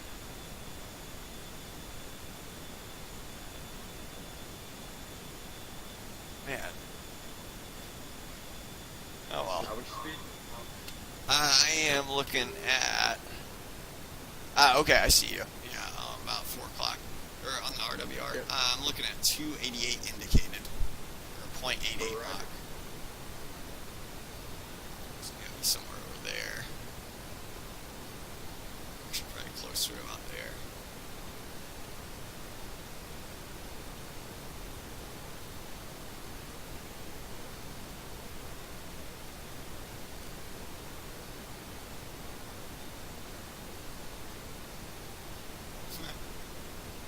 I have not spotted you yet. Visually, at least. I got you on the RWR. Roger. Don't got a visual on you. I'm just going following your contrail at the moment. There's Going 737 900 NGX. I got substitute my Airbus for me. That's weird. So one of them decided this. So for one of you guys, it subbed it in as a freaking PMDG Richter frames. Wait, what? Yeah, if it's that NGX, it's subbed it in as PMDG, which is Richter frames. Oh no, it didn't substitute it as that for me. That's what he joined it. It substituted for me as an Airbus as well. Yeah. It should be that. I was about to say, well, there goes your frames. It wouldn't be as bad as the Captain SimC 130 though. Oh man. Oh, I used to use that, man. It's great for single player, like, you know, for like pre-planned flights or something. Maybe if it's just like 2 guys in a server, you know, like trying to do like a. Yeah, I mean but once, Well, yeah. What I used it for, I used it for simulating 53rd Weather Reconnaissance Squadron out in Keesler Air Force Base, so Hurricane Hunters. Oh shit. So every single storm in that season, I flew every single one. No. Oh god, Active Sky is like the best thing in the world. Oh, I bet, dude. Let me ask something. Is there jet wash in Active Sky? Because I was on final Yes, there earlier. is. I was flying in a server. There is? Yeah. Okay, I was wondering. I was flying in a server, and there's a 737 right behind me. This was an AA server. I was in a 7-4. There was a 7-3 right behind me, and his aircraft was just tweaking. Like, he was only about 0.3 miles behind me. I was just looking back at his plane, and it was just flying, just bobbing up and down, left, right, rudder trim going crazy. You wait turbulence him to hell. Damn, I did not know there was wake turbulence in Active Sky. That is actually Yeah, really there is. awesome. Which is, he should have been at least 3 minutes behind you. Fantastic Angel is what's the Damn. name. Because heavy wake turbulence to medium wake turbulence is 3 minutes. Heavy to heavy is 2. Jesus. I did not know that. I was wondering why he was. I was like, damn, you're hitting some wind back there? Because I was watching him, and I'm like, what is he doing? And then I didn't realize. He was probably closer than that, actually. He was probably maybe a good, I'd say about 3,500 feet behind me. Yeah, like if he was smaller, if he was like a CRJ2 or like a King Air or something, he would have been upside down and in the ground. That's awesome. Is Active Sky worth it? What is it? Yeah. Does it change the textures of your clouds? Because I'm running Rex 4 right now. No, it doesn't change the texture. It solely does importation of weather data. Oh, okay. So it gives you like a better weather engine than FSX shitty weather engine. So like Active Sky is the only weather engine that can simulate cyclic storms. Oh, like a hurricane or something, or like a tornado? Hurricane, typhoons, tornadoes, all that So stuff. do you want to take the lead, Anthony, by chance? Yeah. I got you on my 6, if you want to take the lead. Yeah. I'll take lead. There you go. There's a link. Alright, I'm gonna check that in 1 minute. Here, Doc, I'm gonna play with my throttle real quick. Give me a sec. Yeah? Alright, looking at about 8,000 right here. Yeah. Minimum stage. I'm gonna check out that link real quick. That's Roger. Yeah, looks like 8,000 is ideal for me too, or about 7,500.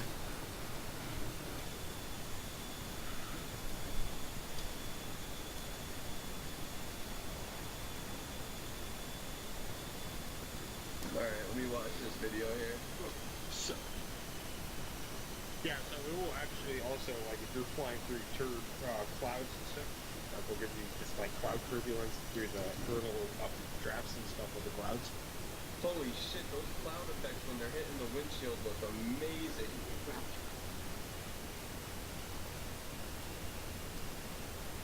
But it's definitely worth it because, you know, it's the best for simulation there is. You got a weather radar with it? Yeah. So it's a gauge that you can put in your planes or like some paper planes and stuff. It will automatically like send its weather radar that your Active Sky stuff, Yeah. and then it does it. You know, in current FSX, if you do FSX live weather and it updates every 15 minutes, if in that 15 minutes it goes from being rainy and cloudy to nothing, then it will just go poop. But how it will do it in Active Sky is it will slowly transition it so it looks like a more natural dispersion of the storm. Right. Wait, what are dynamic textures? What does that mean? It means like as you're like flying through it, the shadows will change, or like the clouds will cast shadows on themselves as they're like forming. Oh, that is fantastic. Oh, I just seen the video with the smooth transitions. You can actually see the clouds form and disappear. That is sweet. Yeah, and so that Active Sky, and it will kind of add textures, but like you can have it set to, since you have Rex 4, it will override. Okay, Use so the Rex Active Sky textures will instead. override Rex? No, Rex, you can set it to use Active Skies, or you can have Rex override Active Sky for textures. Okay, but that's just for textures. It won't change. Not quite the that text, fair. right? Yeah, but the actual weather engine itself will always be run. Okay. Is there a video of like a tornado or something in this? Or in this see scene? what I can let me see what I can find. There might be one, but let me look. Alright. Or a hurricane, anything really, or like a microburst or something. Yeah, actually, it can even simulate microbursts. Since you said that, actually. You know Oh, what? that's awesome. Let me actually just go straight to YouTube. Alright, now let me ask you, this is the most important question I have for you. Frame hits. What's it looking like? I don't really notice that big of a frame hit in like super bad weather, and I fly in Europe a lot when it's raining 24/7. Okay. So, I mean, obviously, you know, the more stuff it has to render, or it's going to do. Right. So, you know, we're talking, it's 500-foot ceilings and quarter-mile visibility. It's obviously going to have to render a lot more than if it's a 6,000-foot ceiling, 10-mile visibility.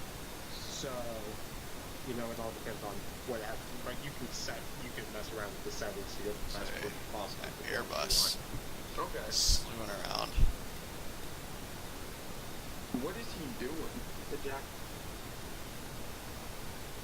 I think he's like trying to slew into formation unsuccessfully. Yeah. He's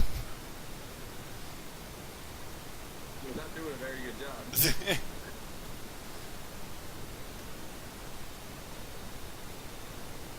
I think he actually is just trolling it. I'm guessing he's runes the Deeponi, Peony.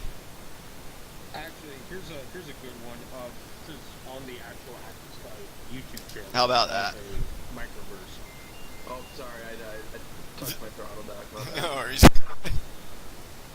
Yeah, so that's a video of actually that they took of the microverse. Alright, I'm clicking on it now. Okay, microburst encounter. And that a microburst is a sudden drop in cold air, right? Like Yeah, so it's gonna push you straight down. right. Oh, it'll even give you a wind shear warning? Yeah. Oh, okay. Shoot, I keep on having climb. If you watch his vertical speed, he goes from 0 to just minus Oh yeah, 3,000. it's 22, now it's 23, 24. Yeah, because Wow. it's that air going straight down right on his wings. Wow, that is unreal. I had to use it out a little bit. Can you find me a wake turbulence one? Yeah, actually I can. Sweet. And this is all from Active Sky X, which is the older version, but Active Sky 16 is going to be even more refined, which is the most Is current that out Active X already? version. Yeah, it came out in 2016. That's what I used. Is it on Steam? It will. Hold on, let me go. It will work with Steam. It's not on the Steam store itself, but with the installer, it will obviously like search and say, okay, you have this, and this installed. What do you want to install it now? Gotcha. Okay, as soon as the video starts, I can already see the Cessna shaking a little bit from the A321. Yep.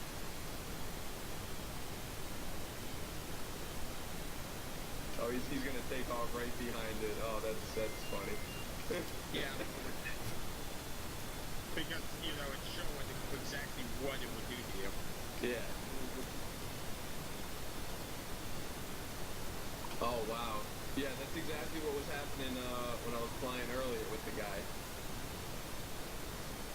So obviously, since he rotates earlier, he's staying low so that he gets caught in that wake as soon as Airbus rotates. Right. Go to FPH and roll for right now. So, Right, okay. Oh man, I just seen him go through it. Holy shit. Oh my god. Wait, he just gets thrown sideways all of a sudden? Yeah, it just started freaking out, dude. Holy crap. Yep. And that's why they space you 3 minutes. Oh my god, that is unreal. That was awesome. I gotta pick this up. How much is it? Let me check exactly how much it's going for right now. Alright.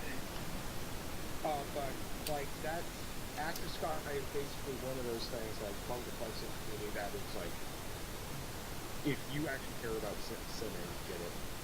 Okay, Yeah, I do, Active because Sky I do 6, a lot of G8 it's flying as well. currently €24.50 plus that, so $30. That's not bad at all. And it works with both boxed and Steam, so. That's sweet. I'm picking that up. I never knew it did all that. Yeah, and it will even do like, it will also like you can use it to do flight planning and stuff, so you can connect it to Navigraph and get all the updated nav aids. Oh, that's fantastic. You can also have it do custom weather profiles. So say, I want to practice crosswind landings. You can set and say, let's say we're going to an airport that its runways are 09 and 27. Say I want to have a 15 knot Right. wind coming from 360. so you can practice doing those crosswind approaches. About 30 more minutes till we're commencing. How's your fuel look? 9.3, looking at about Yeah. 7.5 when we get there. Nice. I'm 8.1. Should be around 6.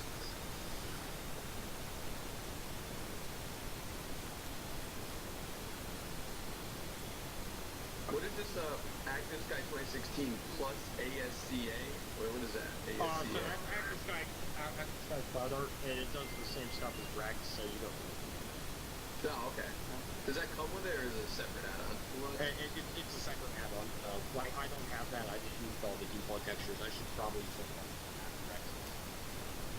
Okay, now if I have Rex, I can use Rex for the textures, right? And just keep Active Sky for the actual Yes, sir. engine. Okay. So at 8,000 pounds at Angels 37 is right at the limit where you can get, like, actually have your nose stay steady if I go inverted. So you were just inverted? Well, I haven't done it on your tail yet, but I've finally burned down to the weight where it is plausible to be done. Well, yeah, I see you up I there. got less drag than you, though.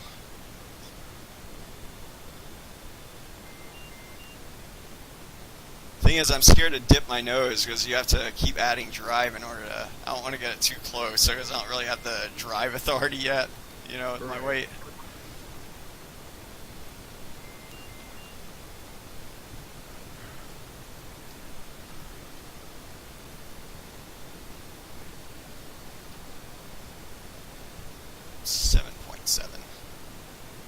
Oh man, I'm definitely picking up Active Sky. That's awesome. I never knew they had a weight turbulence. Yeah, and here, let me. Obviously, it's a bit harder to find like good people who actually take good videos of it. But like when Hurricane Nova was happening, group of Ipswich business people flying in with Active Sky. Okay, P3D4 searching for the eye of Hurricane Irma.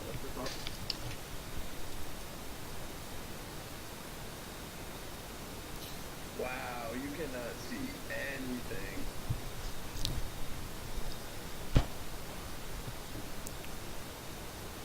And so it basically it takes like every single weather station, and like if you're like on a weather station, I'll just use that. Otherwise, it'll like triangulate you between weather stations and go, okay, well this one that's 5 miles north is this one that's 3 miles east is this. So where he is probably fixed. Excuse me. Alright, what is he looking at in the upper left-hand corner? Does that come with it? Yeah, so that's part of the actual Active Sky client, I guess I would say. Oh, okay. And it has a map on it, and so I think he's just using a second window capture to take that Oh, right, okay. to show where he is as he's going into the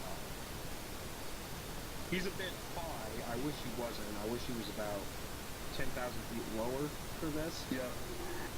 Because he's got the blue. If he was lower, you know, as soon as you start hitting that eye wall, you're going sideways. Yeah.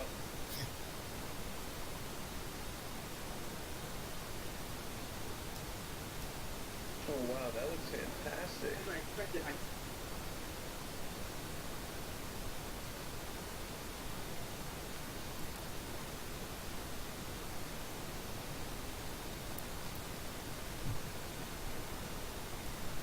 USS Ronald Reagan.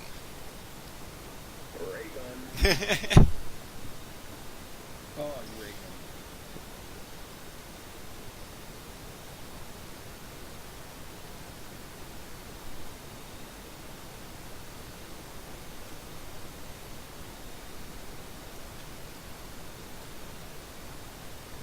Oh man, yeah, I'm definitely picking this up. Adds a whole new sense of realism to your game.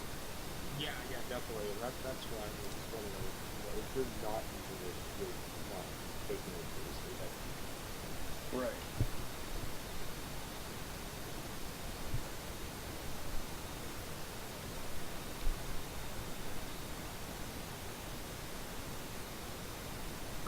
it's actually, hold on, let me turn it on really fast and see.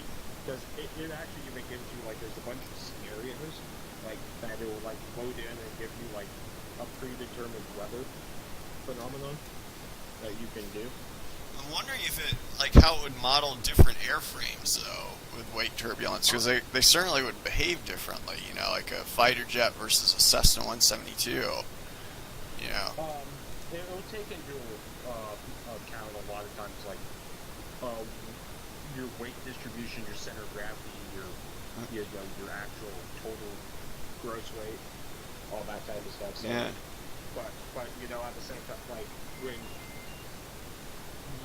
you have those guys, and like if you know, I don't want to say this really because it's going to be hell, but like you know, get that jet, like, you know, Top Gun where Iceman cuts off Maverick and you get that jet wash going Yeah. through and like, you know, start fast losing spin. it. Yeah, well, yeah, you know, may not be that because obviously it's not going to make your engine warm out. Well, the Tomcat is notorious for that, though. Super Hornets are not. Super Hornets are really stable. You're not going to get that compressor stall, obviously, but you will get really shaken from going through that wash.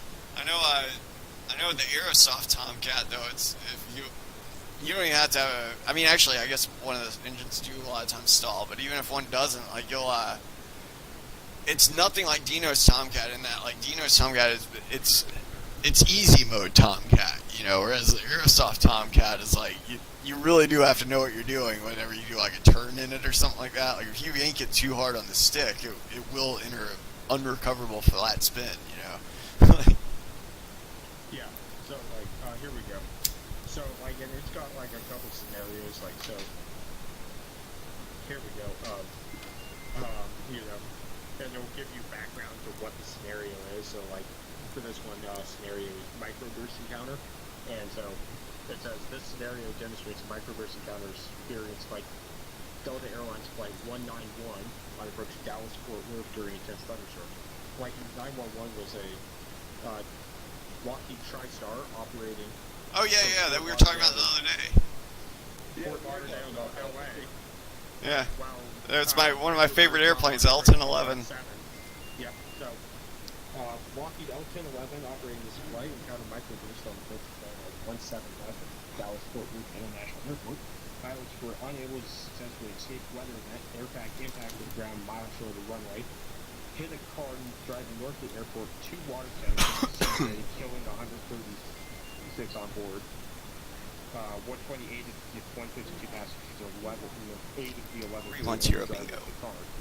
So, you know, it's going and saying, we're going to recreate this microburst while you're on the localizer at Dallas. Try and land. Actually gonna knock off the horseplay, because I don't know if I got the gas to keep on horseplaying at this altitude.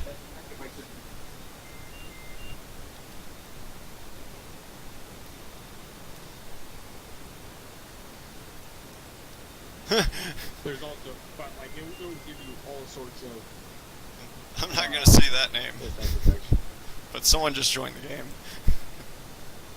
Oh god, I don't have, I'm not going to be able to see it. Like, going, how many seconds behind am I to be able to see this?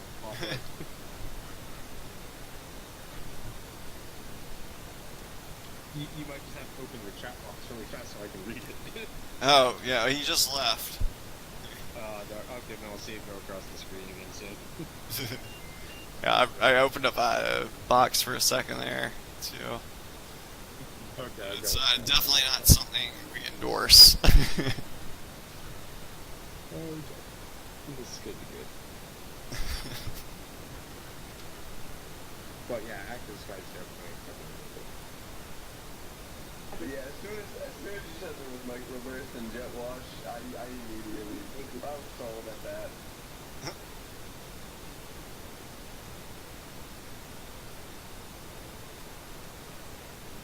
Like, I can't believe they actually modeled that. That's wonderful. No, they had these all some NWA. Alright. Yeah. Oh, let me see where. find any place that has a decent one. Yeah, one of our wingmen. I've actually flown with several police wingmen. Like, there's actually a lot of Here we go, police that play this game. Just gonna show you that.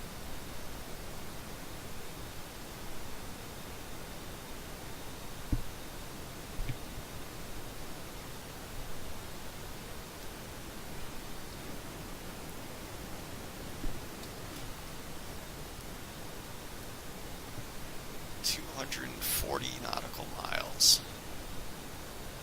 Yep.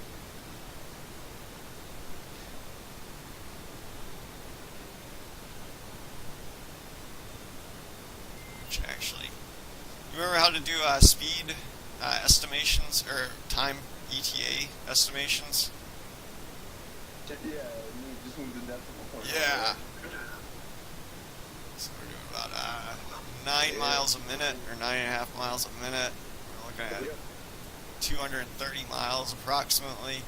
So a little bit less than 10 miles a minute. So I'm going to go with about 25, 26 minutes. Which, if you look down at the HSI, 26 minutes. yep.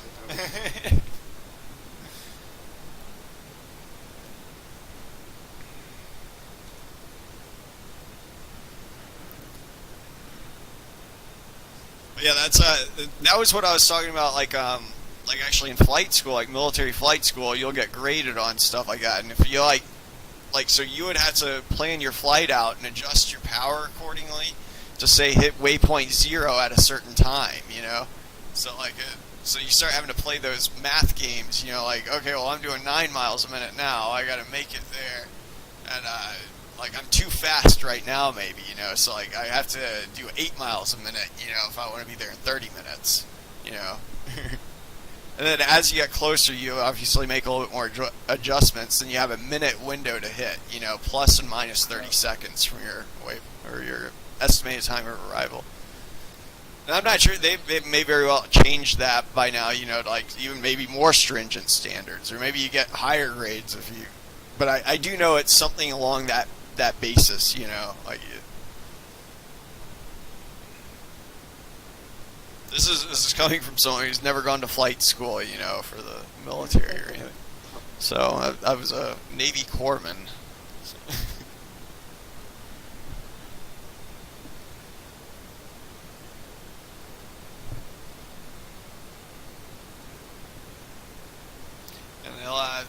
And I know Wake, you know, the guy I used to fly an FSX fleet with, or fly with. You know, I was never part of FSX fleet, you know, but we flew with him a lot, you know.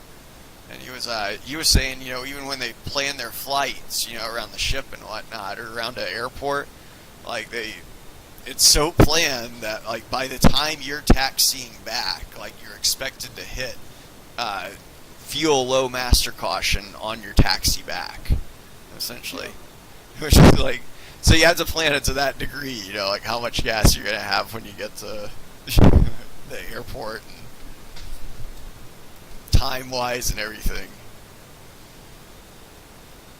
Like it's flying one of these jets is definitely not like it kind of no longer sounds fun, doesn't it? Like it's when you all of a sudden hear like, oh wait, I'm not just gonna be able to strap myself into one of these things and just screw around all day.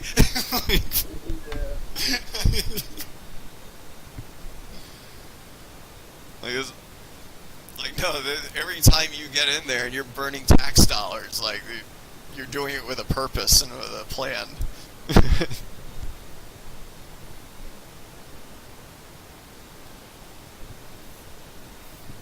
Not saying it wouldn't have been I'm sure it would be a fun job, you know. But I do remember, like, on some of those Blue Angels videos, like the new guys that they'll get on the team, like, so the guys that are going to be the replacements, a lot of them will come back, you know, like, some, like, you know, Hornet pilots who have been flying in the fleet, you know, gray jets for a while, and they'll come back and they'll say, like, you know, I never had any idea the jet could do this, you know, like, it's, when they actually let you, like, fly it, like, the max perform it in a lot of these things, you know, like, for the first time, like, a lot of the pilots have never, like, gotten just hands off, like, gloves off, you know, like, get to see what your jet can really do kind of thing, you know? Oh, man. Because I mean, even like they try to minimize the hours on these things in terms of like stressful hours, like G loads and whatnot. Like it's pretty rare that you're gonna see a burn even exceed 5 Gs probably if they don't have a need to do it. And then like they used to have the overhead at 400 knots. I know they lowered that. I think Wake was saying like 300 now just for the airframe stress. Like they want to minimize airframe stress by doing that. So. Granted, we're virtual squadron, so we don't have to worry about that. So that's why we do like Mach 1 at 50 feet, like 9 Gs. but yeah, that's not something we have to worry about, I guess, as much. Or we can take a lot more liberties here, in the simulator.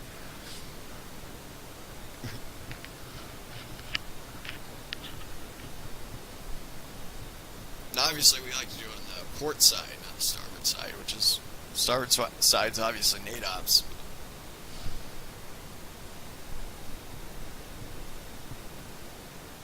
But what's the fun in that? If they're doing like a Tiger cruise, everyone's going to be on deck and they're going to be looking out to the port side, Right. It's all about the show.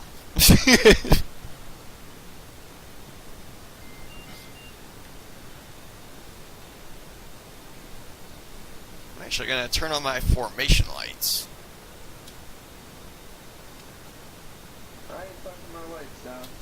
Well, you can do, and now that you're that way, like you can probably do, like everything's turned off, like your switches are off, right? And you're, like you are synced, it looks like. Alright. So it's totally safe to mess with the Superbug's lights, but the key is just don't do it with the keyboard. Do it with, there's switches behind your throttle. Right.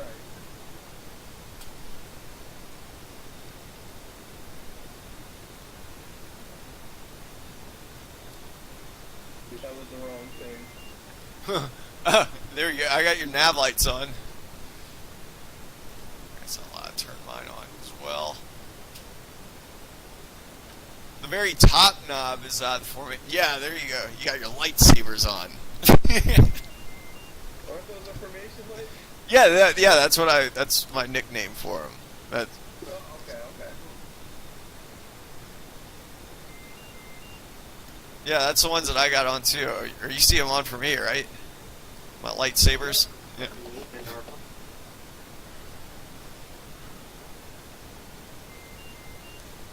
Actually, I'm gonna go to right wing because green's my favorite color, and I want to look at your green light on the right wing. It's a great way to always encourage me to go to right wing.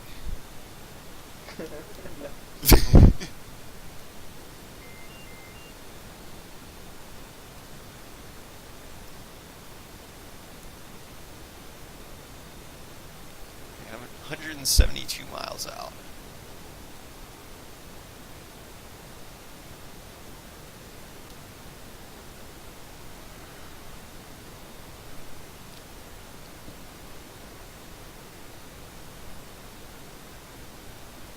That goes by fast though in a fighter jet.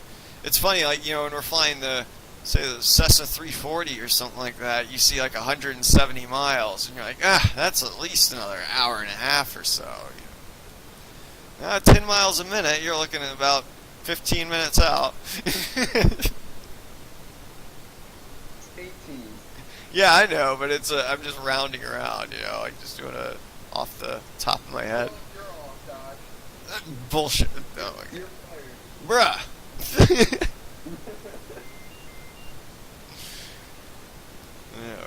I'm just rounding up with my Mach number. I'm just saying 10 miles a minute.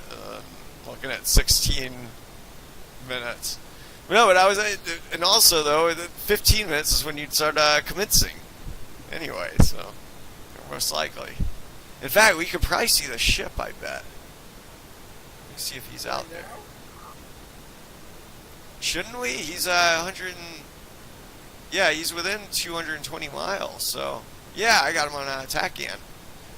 He's 199 miles or 190. Oh, I thought you meant. See, I thought you meant something else. Switching over to You thought I meant like I had my Mark 1 eyeball on him? Yeah, I thought you had a visual on it. I was like, wow.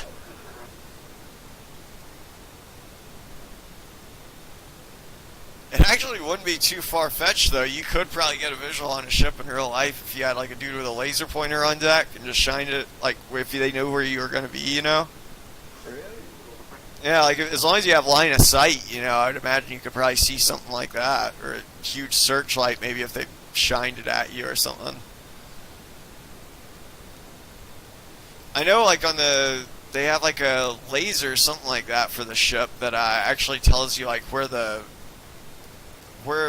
essentially the tower is, or it shines from the tower, I believe, as a laser in really bad weather conditions, so that way sometimes that will break through, like, the fog and stuff like that, and at least give the pilot a point of reference of where the ship physically is in space, if that makes sense. Now, granted, by no means am I saying that you're, like, helping a pilot if you shine a laser pointer in their cockpit, you know, and they're trying to land. Like, that's not going to help at all.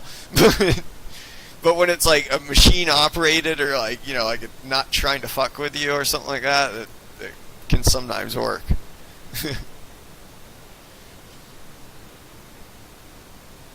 But I also got to say, I think some of that's over-exaggerated. Like, don't get me wrong, I'm not, by no means am I saying that you should ever shine a laser into an aircraft. I think it's stupid and whatnot, but I have read some, like, media reports where they say, like, it makes it impossible to fly the airplane, you know, and to me, it's like, at worst, I could see it degrading me to instrument conditions, you know, but, like, I would just stop paying attention to my point of reference on the outside of the aircraft, probably, and just go with instruments, but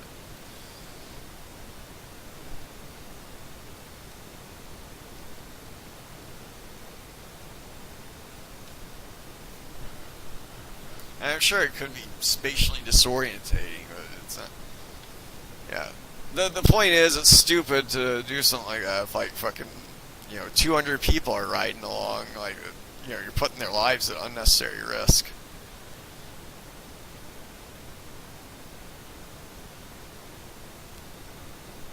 But I'd imagine you would need a pretty powerful laser to, like, really bewilder someone.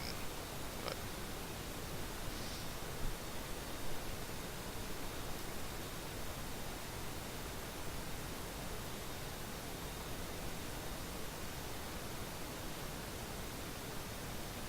I don't know, would we have line of sight, I wonder, at 170 miles? Like, or does, yeah, we obviously have a line of sight, because we're picking up the, TACAN.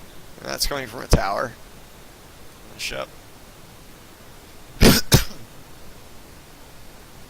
Now, 20 minutes out.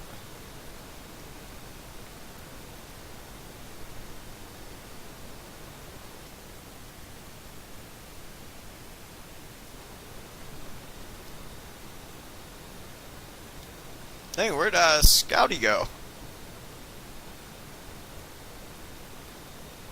My bad, what'd you say? Where'd Scouty go? I wonder. Did he leave the server? Yeah, he might have had a connection error or something. Let me take a look. Oh shoot, yeah. I'll pick it back up. Oh, he says I'm out for the night. Yeah. Yeah. My bad. Man, I totally missed that. I didn't hear him disconnect. Yeah, same. Yeah, I totally missed that. Like, I wish I told him good night. That's gonna be cool though if that freaking Hawkeye ever comes out. Yeah, If he doesn't have Tag Pack, I'll probably just, like, buy him a copy. Here. I'll use what's up? Who, Scotty? Yeah, like if he needs it. 'Cause we certainly need a Hawkeye pilot. Hell yeah.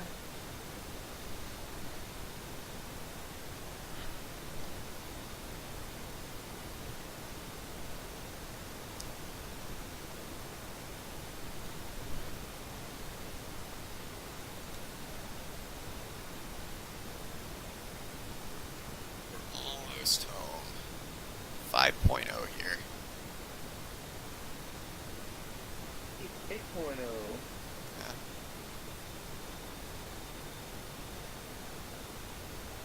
Be a big righteous you owe if I just wasted 45 grand, huh? Are you thinking about all three? Oh, I would just do the two.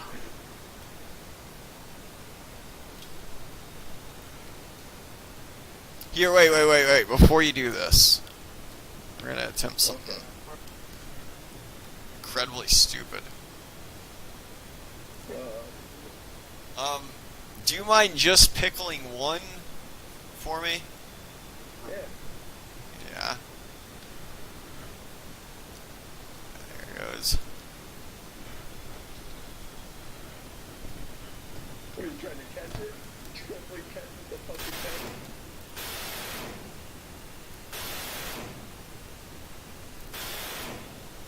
Dang it! I'm trying to shoot it. I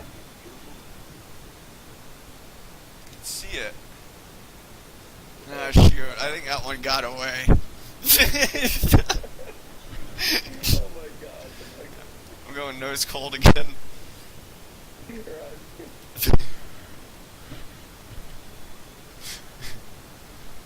I can do it with bombs, I know. Those are a little bit easier, but for some reason the tank, like, spins around. I gotta make sure I'm on low. You Okay, cool good. if the bomb actually exploded when you shot it. It will catch on fire, and then, and it What? won't, yeah, and it won't, like, it won't continue on the same trajectory. Like, it will mess up its impact. Oh jeez. Damn, I'm slowly trying to catch back up. No I wasted a bunch of energy doing that. Yeah, that was stupid.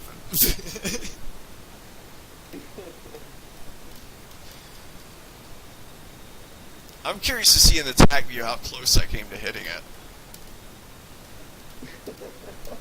I think I'm gonna check that.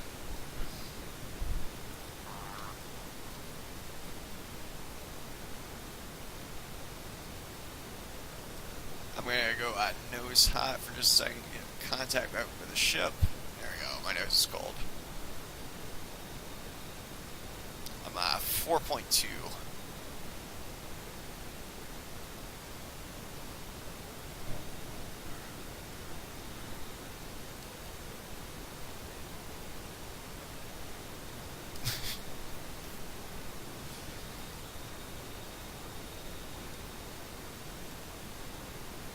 I used to.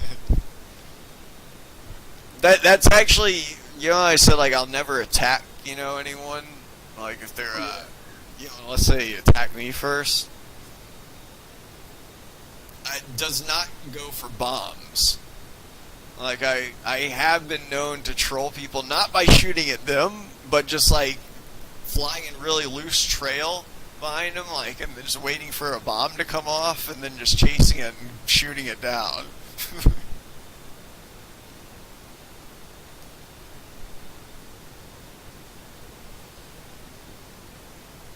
There's a new asshole in town. Oh. It wasn't. In all honesty, though, when I do that, it's more just for fun. It's not like to really troll the guy, but it's more just, it's more for fun. And plus, I figure that they might very well not like it, but at the same time, like they might just be like, "Oh, cool, he just shot down my bomb," or something. Like I didn't know that was possible in FSX.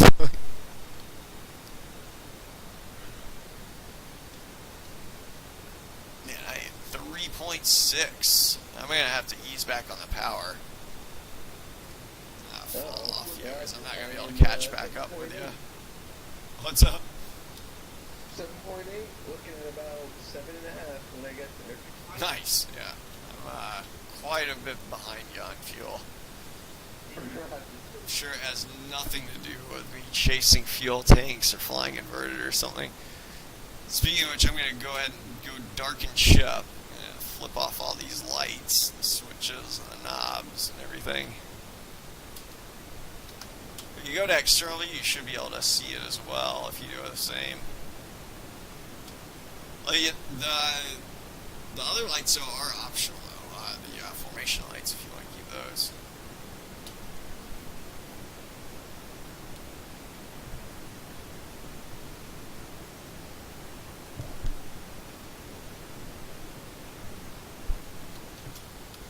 There we go, everything is off but formation. Yeah.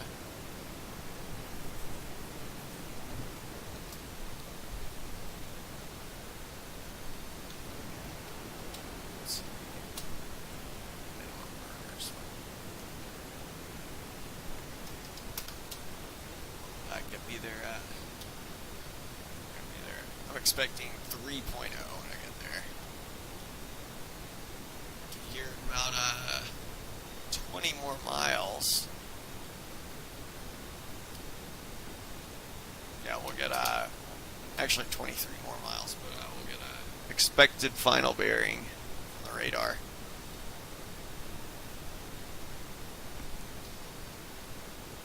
Kevin WFN has joined the game.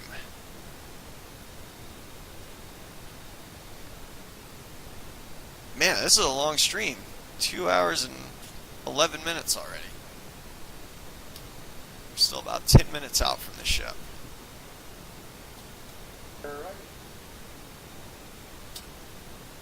About 2 minutes out from getting our expected BRC, or our BRC, which will give us our expected final bearing.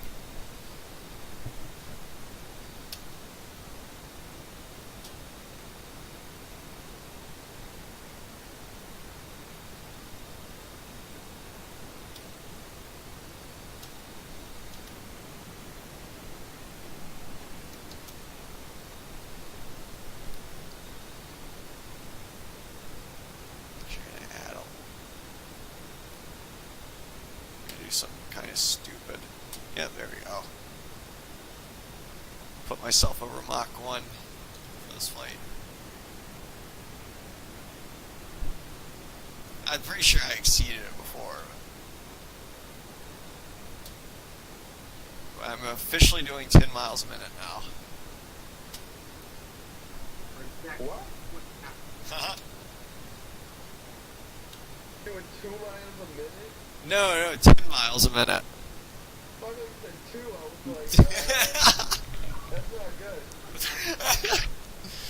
I'm pretty sure the ship's gonna outrun me at that speed. Yeah, you'd be flying slower than a Dash 8. Yeah. 0.2 Mach. That would not be enough airspeed to keep us airborne, I think. But in your eyes, it would still be faster than a Dash 8. Yes. Right? Yeah. Now, actually, the not at this altitude, but the Super, I can fly it pretty reliably in a clean configuration down to about 70 knots. Not if it's too windy though. But I mean, it's and it depends on the direction of travel. But indicated, yeah, about 70. Are you getting alpha? At 20 knots, What's up? 100 knot headwinds at 60,000 feet. Get at me. You said I don't got any headwinds up here.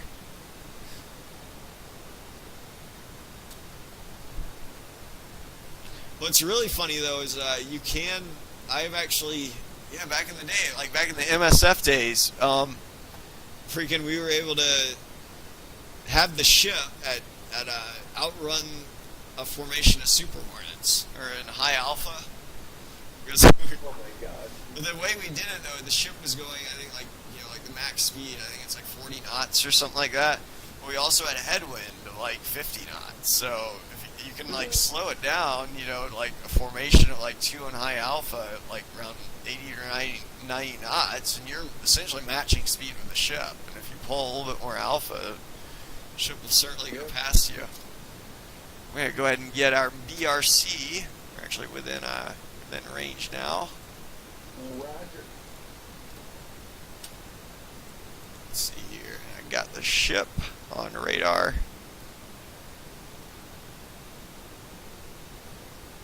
There I got 271 is the BRC. I'm gonna go ahead and go nose cold. So 262 I'm gonna use.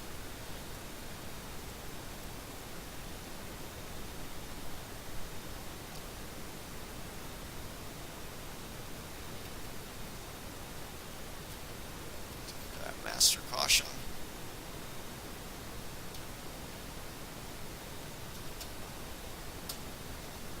I think I'm going to come to the right a little bit. Start our approach. Or we stay on this course, essentially run right into the ship, but I'm going to come a little bit right, so. Roger, I'm gonna wait till I get a little bit closer. Yeah.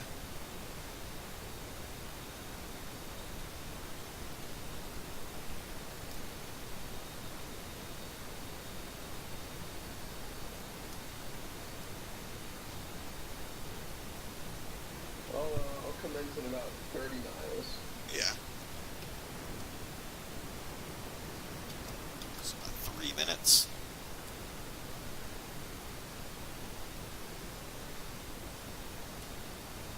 Yeah, I'll probably do about the same. Let's see here. I don't need this screen anymore. This is much more useful. What's your fuel state? I am 3.1. Ooh.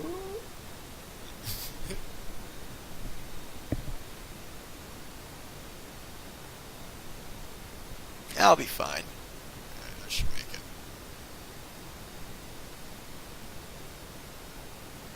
Hopefully. I think you'll be good.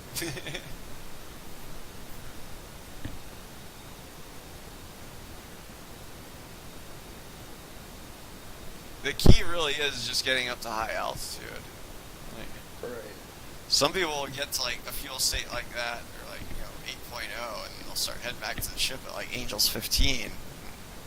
You ain't gonna make it.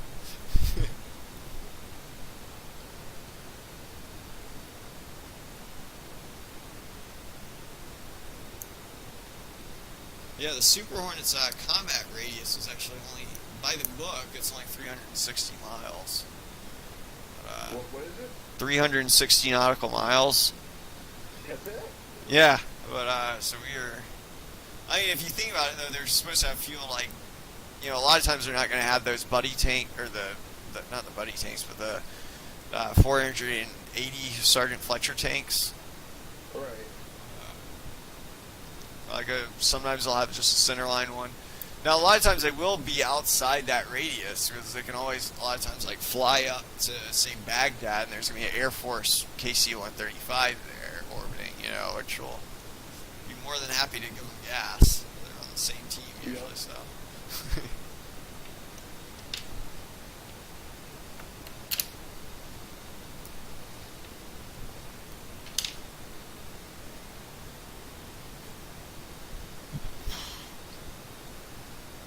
Coming up on 30 miles.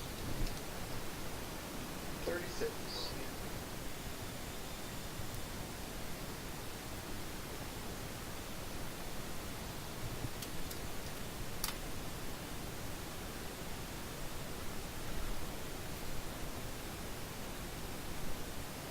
So we don't need these anymore.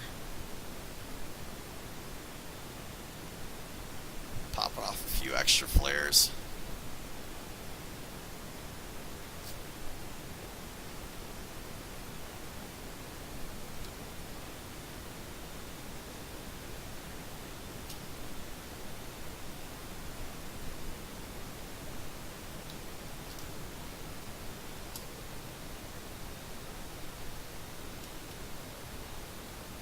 Just 30 miles.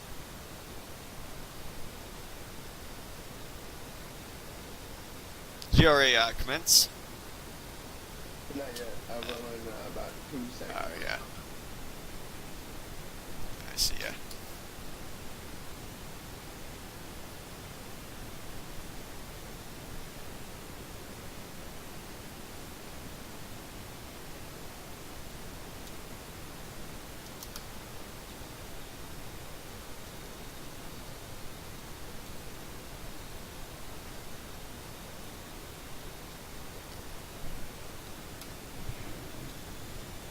Two 205 commencing. Oh, yeah. I saw the flares.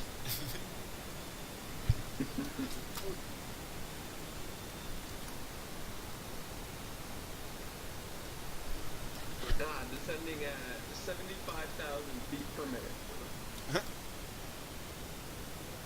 310 is commencing state 2.9.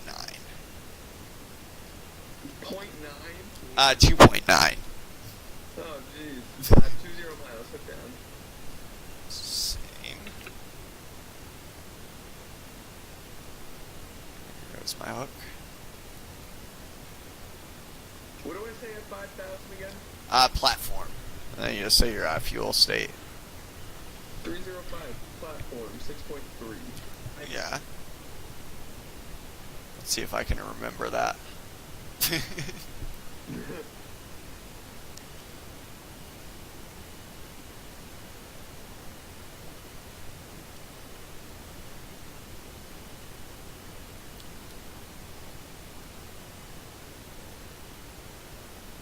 310 platform 2.9.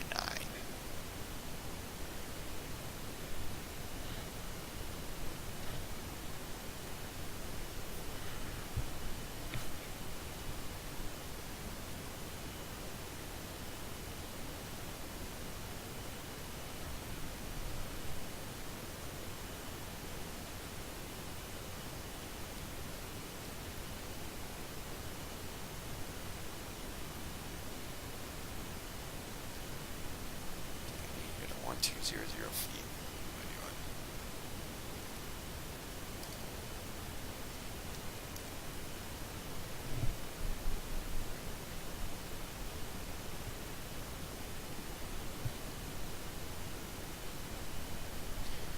Three 110 is 10 miles. Needles. Fly up, fly right.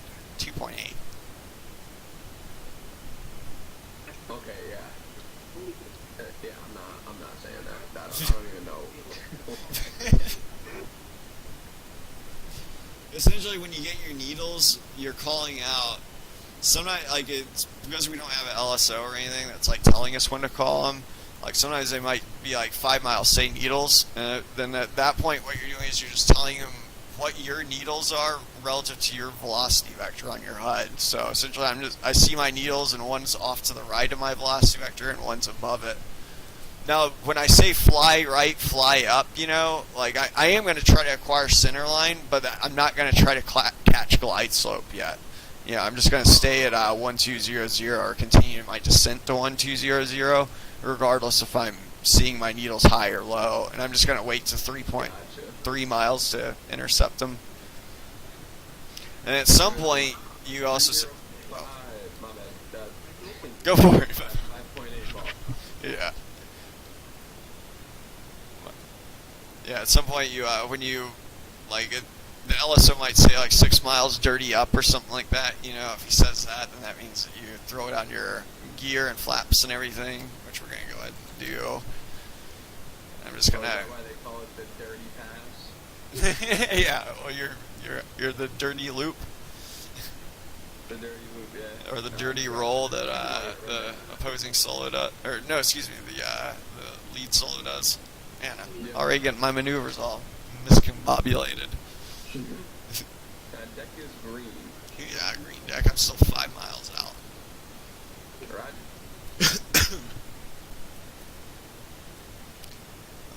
310 is 5 miles down and dirty.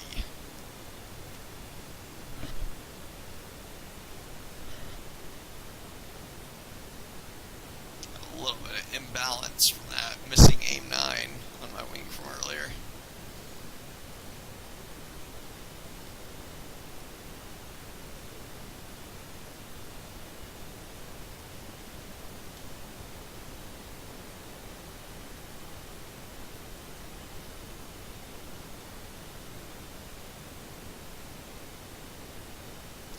Oh yeah, I still want to look at the tag view. See what happened to that. I want to see if my gun rounds were anything close to your FPU 11.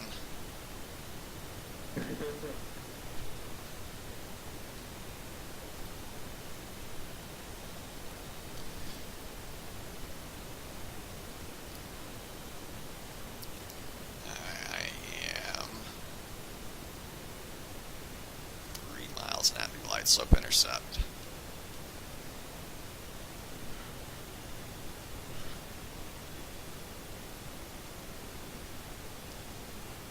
Missing aim 9 keeps on making my... I wish I had like a trim wheel just for my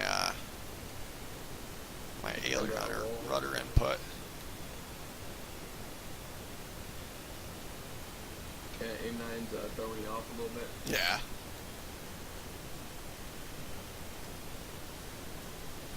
The real one will auto trim it. I know. With the similar loadouts. Yep. 310, run a ball, 2.6 manual.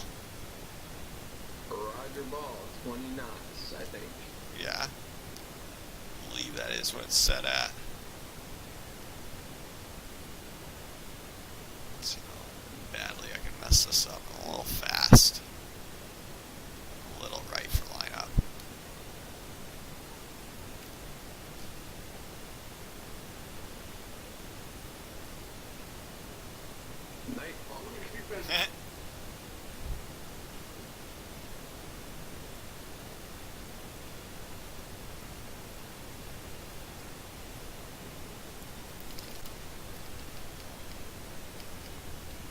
There's a 3-wire. I was not as centered as I wanted to be. That dissimilar weight.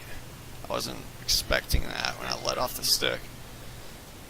I love how everyone joined as we're landing.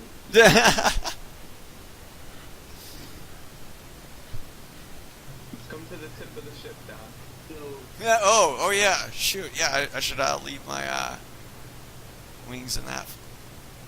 Oh man, this could be like almost like a command picture ceremony looking shot. You know, or what? I don't even know what. You know what I'm talking about? The damn when they have like Yeah, they like line them up. yeah, like 2 jets out in front, and then there's a ship. Yeah, I've seen that before, but it wasn't with 2 jets. It was like a Oh, yeah. row of jets. Yeah. I think on our website we took like some photo ops like that. I mean, they were done, I think, just with FS Recorder, you know, like just mirroring a jet, you know, and changing the textures on it. Oh yeah. Oh, looking beautiful. Oh, yeah. Oh, man. Well, I'm going to call it a stream here. Shoot, Nighthawk 98. You want to check the tack view? Yeah, that's what I was going to actually do. Kill the server, but open the TAC view. Yeah, leave the stream up, so I want to watch it. Yeah. Let's see. Kill the server. I'm hoping these guys don't like. Yeah. Oh well. Yeah, we've been streaming up for long enough. Actually, it's better that I killed it then before they like got all involved in their flying. You know, because that would suck if they like started flying and Right. Yeah. then I killed the server like mid-flight on them. Let's see. So I need to open the TAC view. There we go. Oh wait, no, and I also need that, I think.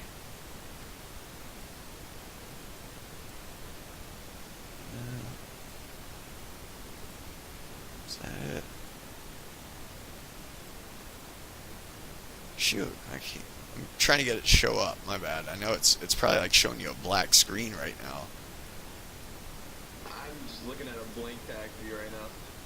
Yeah, it's darn. I'm trying to. There we go. Okay, it should be broadcasting now, the right one. Yep. Okay, so that's us taking off. There's the tanker intercept. We're flying over, and oh shoot. Okay, so this is where. Oh, that's where the F-35 came in. Yeah. Let's see what happened with that. Oh, that was probably kind of funny. Here's a missile.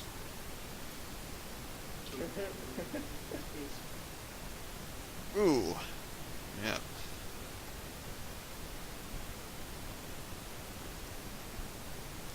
Granted, he was not tac packed. That answered our question right there, if he was tac packed or not. That's when I started climbing. Yeah, okay, so I must have gone off in this here direction. Well, let's see which way.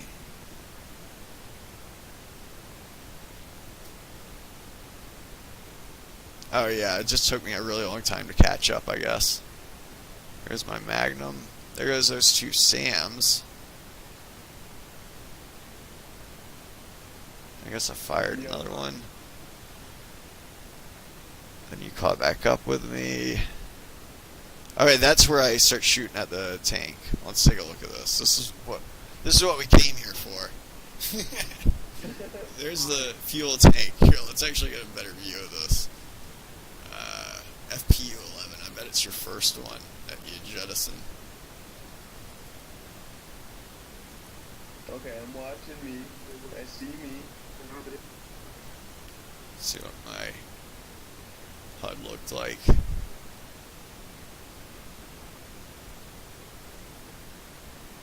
Sorry, this is where you asked me to drop it. Oh, come on. That first burst should have hit it. That should have hit it. Look at that. My bullets are going right through the thing. I was totally nailed. Wait, you can lock onto it? No, I could not lock onto it. I was just using funnel mode. But with the bombs, you usually can lock onto them. So I'm guessing that must be if it's killable or not. Let's take a look from the tank's perspective.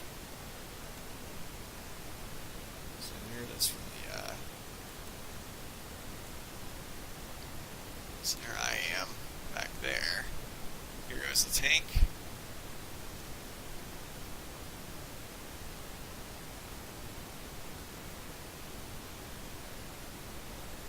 Oh man, look at that. Look at that. It's like right on it. Oh, that should have hit. Yeah.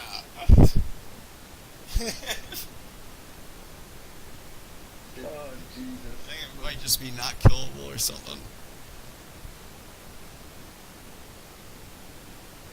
But it's you see how it starts like wobbling once it hits a certain speed. Yeah. Look, this thing was going 1.3 Mach right here. The tank? Yeah, before it hit. It's quite the kinetic weapon. Let's see what it gets up to before it hits the water. And it looks like about 1.38 is what it free falls at. In fact, I bet both of these. When does this one go? Yeah, this one gets to about 1.32.